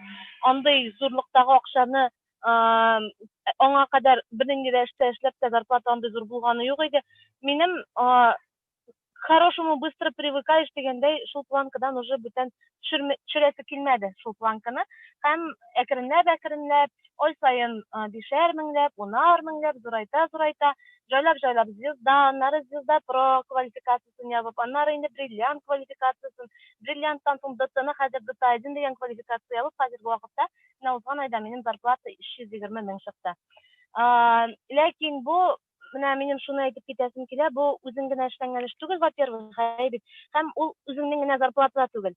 Командада бар минем бриллиант кызым 110 мең зарплата алды, 120 мең ялгышмасам. Бар минем 7 йолдыз кызларым, алар 50 меңнән алып 100 меңгә кадәр зарплата алдылар. Анда минем уже мастерлар күп. Бу менә минем дип сөйлим, бу һәрбер кешенең командасында, менә бүген сөйләгән лидерларның һәр кешенең командасында кешеләр зарплата эшли. Менә мин гел шуны уйлап утырам, әйбит, нинди дә булса эштә эшләсәм, например, или традиционный бизнес тоткан булсам, хотя мин аның документациялары белән мәңге ярылып чыга алмас идем. Или например, берәр җирдә директор, анда берәр нинди директор совхозы булып эшләгән булсам, андый зур акча мин берәүгә дә бирә алмас идем. Әйбит инде. Андый мен катып калдым, что ли. Андый зурлыктагы, мәсәлән, 100 мең зарплата түли торган эшкә керер өчен миңа, не знаю, кем булып урнашырга кирәк булыр иде, һәм ул минем бик каты нервымны чыгарыр иде, кешегә акча түләргә кирәк дип. Ә монда компания түли һәм ул миңа бик нык ошый, что миңа ышанып килгән кешеләр монда зарплата алалар һәм ул прямо вот шундый мотивация бирә торган момент. Ничек иттереп үсәбез без бу компанияда? Әлбәттә, от события к событию. Бер событияны да калдырмаска дигән сүзне миңа компанияга килгәч тә Резеда Наилевналар, Алсу Фазлыевалар, Замира Куприяновалар әйттеләр, бит, һәм мин менә шул правила буенча яшим. Минем компанияга килгән вакытта балага әле 1 яшь тулып узган гына иде, хәзер инде 3 яшь тулып узды, бит. Ул вакытта баланы калдырырга да читенрәк кешеләргә бит әле кечкенә җылый торган баланы биреп тә калдырып булмый. Но событияларның берсен дә калдырмыйча, баланы тегендә калдырып, монда калдырып, авылдан әле ничә кыртып, но мин бөтен событиягә бер генә отмазка тапмыйча, бөтен событиягә килеп, һәрбер событияны башыннан ахырына кадәр губка кебек впитывать итеп утыра идем. Һәм сезгә дә шуны советую, бер генә событияны да калдырмаска, әгәр дә есть икән возможность ул событиягә эләгергә, обязательно эләгегез. Хәзерге вакытта инде безнең офлайн событиялар, җыела торган событиялар бик әз бит. Ул, конечно, безнең өчен минус, безнең күрәсе кирәк кешене, но региондагы кешеләр өчен, ерактагы кешеләр өчен наоборот даже плюс, потому что без событияларны инде онлайн форматта менә сезнең белән ничек иттереп күпме кеше белән бүген, например, аралашалар бит. Һәм менә шундый онлайн форматтагы событиялар безнең алда көтелә. Инде Алсу Фазлыева бөтен событияларны әкренләп әйтеп китсә бит, яңадан обязательно башыгызга, блокнотыгызга язып куегыз. Ул көнегездәге мәшегезне дәвиләтмәгез, ашыгызны куймагыз, мантыларыгызны ясап куегыз да ирегезгә итеп пешереп куй. Или анда нәрсә, я не знаю, но ул көннәрегезне, ул сәгатьләрегезне бушатыгыз һәм ул сәгатьләрдә өйдә бер үзегез булыгыз. Ул да булса безнең беренчедән 16 июль көнне Эвелинабыз безнең. Эвелина кем ул? Ул гади 20 яшьлек студент кыз. Мин аны күргәч, теге иң беренче тапкырын күргәч, шундый фигурка кебек, шундый кечкенә генә, миниатюрненькая гына, шундый сөйкемле сөякле кыз. Башкортстаннан килгән кыз ул бит. Башкортстаннар алар үзләре икенче төрле бер председательный булалар бит инде. Һәм ул үзенең бөтен булган зарплатасы менә Алсу әйтеп китте бит, апрельдә 36 мең, майда 52 мең, июньдә уже 70 мең, менә шундый рост белән бара. Ул именно Instagram белән эш итеп. Аның Instagramында кереп карасагыз, сез ул менә приложениелар белән ниндидер сторислар куя, ул әллә нинди бер кешеләрдә булмаган надпислар куя. Ул дөрес иттереп әйтә белә, аның дөрес итеп оформленный Instagramы шундый матур, шундый тәмле. Без алай иттереп Instagramны үзебез дә әле алып бара белмибез. Хотя инде Эвелинаның җайлап Эвелинаның кулы астында өйрәнеп килсәк тә, аның обучениелары, менә мәсәлән 70 пиви ясаучылар өчен ул бит обучениелар ясый бит. Ул 70-никлар өчен дигән обучениедә беренче класс белемен бирә, например. 200-никлар дигән обучениедә 200 пиви ясаучылар өчен дигән обучениесе булачак 16 июль көнне, менә анда ул уже бирәчәк 11 класс белемен. То есть монда инде Instagramның реально акча эшләргә Instagram ничек булышканын сез менә монда уже реально өйрәнәчәксез. Бу обучениены мин сезгә калдырмаска советую. Шулай ук инде безнең 17 көнне, бит, 2 көнне булачак сәгать 20:00-дә обучениебез безнең. Ул обучениены алып баралар безнең Азат һәм Марат Фазлыевлар. Нәрсәне әйткәндә Азат Фазлыевның инде кем икәнен беләсез, бит. ТТ3 квалификациясын ябучы. Һәм ул, честно говоря, менә кай вакытта даже Азатның безнең сүзләр, Алсуның сүзләре, кемнәрнеңдер сүзләре, хатын-кызның сүзе кемгәдер барып җитмәскә может. Азатка әйтәсең, менә бу менеджерга менә шул безнең сүзләр барып җитми дип. Азат ничектер иттереп бер җөмлә белән генә әйтә, теге менеджер сразу эшләп китә. Менә ул ничектер икенче төрле мотиватор. Ул иратларча әйттереп, реально бернинди хискә бирелмичә матур итеп, дөрес итеп бизнес аңлата торган кеше бит безнең. Ул инде вообще чудо-наставниклар, X Фазлыевлар, без аларның командасында булуыбызга бик шатбыз һәм мин үзем Азатның первый линиясындагы менеджер булгач, Азат белән бик яхшы эшлибез һәм ул аның бик күп роле менә бу минем квалификацияларда һәм безнең астагы кызларның зарплаталарында тоже. Инде Марат Фазлыевны аны моңа кадәр мин үзем лично белмидем. 1-2 ай элек аның белән аны зумнарда аның тавышын ишетә башлагач, офиста аны күрә башлагач, алар Азат белән икесе вообще капма-каршы кешеләр. Марат ул шундый безнең аны Марат абый дип теге яратып эндәшәбез, бит ул шундый бизнесмен, ул аны шундый төгәл итеп, четко итеп башы эшли. Юк, менә ничектер зумнарда аңлата, ул аңлатканда мурашки по коже. Ой, реально, шулай бит әле, чынлап та шулай бит әле дип, прям менә шулай тыңлап утырасың. Без, мин үзем менә әле безнең берничә көнлек кенә дә йолдыз квалификациясын ябучыларны, лидерлар белән без обучать иткәндә, Марат Фазлыев сөйләгән темада мин үзем обучаться итеп утырам. Вот реально ул шундый яхшы итеп аңлата. Аны Азат белән Марат, алар икесе дә менә бер-берсен дополняют дип әйтим мин инде. Алар икесе ике төрле кешеләр, алар бер-берсен дополнять итеп торалар. И аларның обучениесын мин үзем бик каты көтәм. Мин бик каты прям мин ул обучениеның башыннан ахырына кадәр язып утырачакмын, это точно. Аларның обучениелары аталачак мотивационное обучение НЛ с точки зрения мужчин дип, рус телендә барачак, һәм именно бизнес ул мужского рода, бит һәм бизнеста иратлар алар бер кесәләр яхшы итеп эшләп китәләр. Бу обучениегә советую үзегезнең ирләрегез, абыйларыгыз, энеләрегез, әтиләрегез белән бергә карарга бу обучениене обязательно. Шулай ук инде дальше әйткәндә 21 июль көнне безнең Резеда Наилевна школа правильного питания бит, аның турында тоже бик күп сөйләргә була. Шушы правильное питание аркылы бу НЛга килгән, үскән лидерларның 90% шул правильное питание аркылы кирип киткән кешеләр. Бит мин үзем дә шул правильное питание группасына килеп НЛны күреп алдым. Алсу Фазлыевлар үзләре дә менә шулай правильное питание аркылы кергән кешеләрне йолкып тотып алдылар алар безне. Бит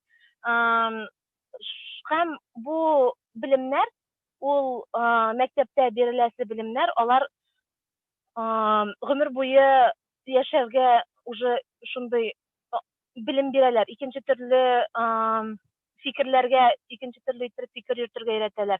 Һәм ул сезнең гомерлек акчагыз булачак. Вот реально әгәр дә сез аны өйрәнеп аласыз икән, ул сезнең гомер буе сезне ашата торган шундый акчагыз булачак. Резеда Наилевна андый мәктәпләрне уздыра я елга бер тапкыр, я ярты елга бер тапкыр гына. Поэтому бу мәктәпкә обязательно керергә тырышыгыз. Тырышыгыз түгел, вот җир казып булса да 750 пивинде ул күп түгел. Аны эшләргә кирәк. Хоть ничек иттереп, хоть личный объем белән булса да, аны 750 пивинде эшләргә кирәк, чтобы сез аны бу мәктәп, сез Резеда Наилевнага рәхмәт әйтәчәксез гомер буе бу мәктәп өчен. Мәктәптә дә безне ашарга өйрәтмиләр, детсадта да безне ашарга өйрәтмиләр, семьяда да безне ашарга өйрәтмиләр. Резеда Наилевна безне ашарга өйрәтә, в общем говоря. Дальше тагын нәрсә әйтәсе килә. Инде 1,5 пиви япкан кешеләр безнең эләгә Чурсиннардан мастериликлар мәктәбенә бит, ул безнең августта булачак.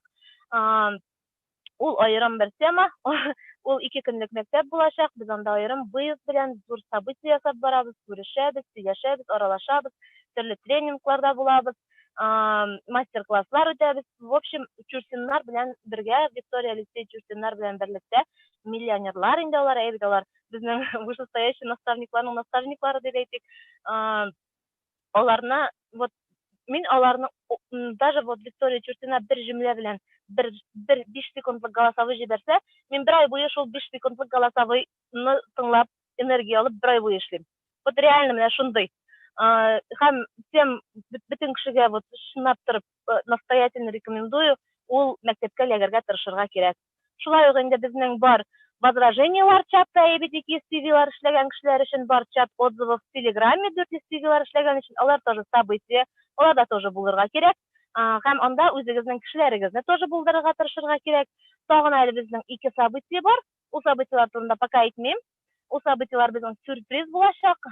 Вообще без ул событияларны уйлап чыгардык та, үзебездә хәер куанып йөрибез. Шундый көчле, мощный событиялар булачагына. Аларны инде генә соңрак әйтеп китербез. Бу зумда инде безнең барыбер дә әле новичоклар әйбит, 70 кенә пиви ясаган кешеләр, генә соңрак чатларда ул турыда әйтербез. Осу. Бик зур рәхмәт, Рамиля Антонова, ДТ Азин квалификациясендәге мәгълүмат Маша районы кызы. Әле 2 елда булмады әле аның эшли башлаганда. Менә була гына торгандыр, әйбит, нинди зур чеклар белән эшли. Әйтәсем килә, сез кайт эштән кемнән ким? Инде менә кемнәр 1,5 балл яба, алар уже августа, сентябрьда точно потенциальная звезда квалификациясын ебушылар. Это точно. А звезда квалификациясының аның чегі да әйбәт 50 меңнен 90 меңгә кадәр әйбәт алалар. Аның дәрәҗәсе дә бар. Инде звезда квалификациясын япкач башка дальше эшлисе килә. Бриллиантны да хочу дип инде. Уже анда якынрак була башлый. Менә карап торасыз, монда бер нинди блогерда, артистта юк, бөтенесе дә гап-гади кызлар, барысы да просто приняли решение. Инде нәрсә әйтәсе килә, менә хәзерге вакытта кемнәрдер урамда эссе, кемдер җиләккә йөри, кемдер пляжда ята бит. Менә хәзерге вакытта шушы секундка кадәр кемдер карап тора. Мин сезне котлыйм. Сез менә хәзер килгән, җәй айларында килгән кешеләр, алар шыпшын лидер буларлык кешеләр, алар көчле кешеләр. Аларга пляжны, җиләкне, аларга мөһим түгел. Чөнки бу кешеләрнең максатлары, бар юллары һәм инде теге четкий видение бар дип әйтәсем килә. Сез булачак лидерлар, юлдан тайпылмаска гына кирәк. Сез кеше шунда ял дип әйткән вакытта шыпшын профессия аласыз. Без сезгә профессия бирү өчен бөтен инструментны да бирәбез һәм бөтен кешебезне бирергә әзербез. Мин сезгә әйтәсем килә, кеше тормышта иң яхшы кешеләргә ияреп бара. Тешең сызласа, иң яхшы стоматологка барасың, авырсаң, иң яхшы врачка барасың, әйбәт. Сетевойга килгәндә сез иң яхшы сетевой командага, иң яхшы наставникларга эләккәнсездер дип әйтәсем килә. Бу теге мактанып утыра икән дип әйтеп уйлый күрмәгез. Бу чынлап турып без менә NL International'da bu компанияда biz иң көчле прогресс белән баручы командаларның берсе. Bütün лидерлар безгә төбәлеп безне карап тора. Сез безнең арбага утыргансыз икән, бездән калмыйча bütün кушкан обучающий чатларда кушкан bütün заданияны от юдо эшләп, әйткән сүзләрен губка кебек сеңдереп, сопротивляться итмичә эшләп барасыз икән, сезнең дә нәкъ шушындый уңышлар көтә. Бүгенге зонда bütün кеше дә сөйләп бетермәде, чөнки вакыт күп, инде без монда хәзер артыгы белән узак вакыт утырабыз. Ләкин шулай да икенче юлы без аларга сүз бирәбез. Мин сезгә әйтәсем килгәнсез икән бу сетевойга, безнең командага килгәнсез икән, уважайте свой выбор. Һәм инде үзегезнең хыялларыгызга тугры булып калыгыз. Һәм Алла бирсә, квартираның бурычын ябырга да, машина алырга да, ял итәргә дә барга да сез җитәрлек акча җыячаксыз. Только безгә шытырдатып ябышырга 3-4 ай бер кешенең әйткән сүзен тыңламыйча сетевой кладбищега эләкмәскә, аннан соң барсы да җайланып китә. Авырлыклар туа икән, сезнең звезда квалификациясыннан башлап наставникларыгыз бар. Наставник белән күзгә күз карашып утырып сөйләшергә һәм сезне ул дөресләп җибәреп торачак. Өйдә шыпырт кына юрган астына капланып утырмагыз, килеп чыкмый икән, шалтыратасыз наставникка. Наставник сезнең белән тагын да тыгыз элемтәдә эшли башлаячак. Барыгызга да бик зур рәхмәт безне ахырга кадәр тыңлаганыгыз өчен. Инде хәзер без сездән отзывлар көтеп калабыз. Обратный связь биргән кеше бу иң яхшы менеджер дигәнсез. Сезнең арттан килә торган кешеләрдә сезнең сорауларга бөтенесенә җавап бирә торган шундый кешеләр булачак, менеджерлар булачак. Обратный связь көтәбез һәм инде нәрсәләр яздыгыз, пряморяд, события әйтеп үтсәгез иде. Барыгызга да зур рәхмәт. Без сезнең белән саубуллашабыз. Очрашабыз 16-сы Эвелинаның обучениесендә һәм очрашабыз 17 июльдә Марат һәм Азат Фазлыевларның супер мега обучениесендә. Пока.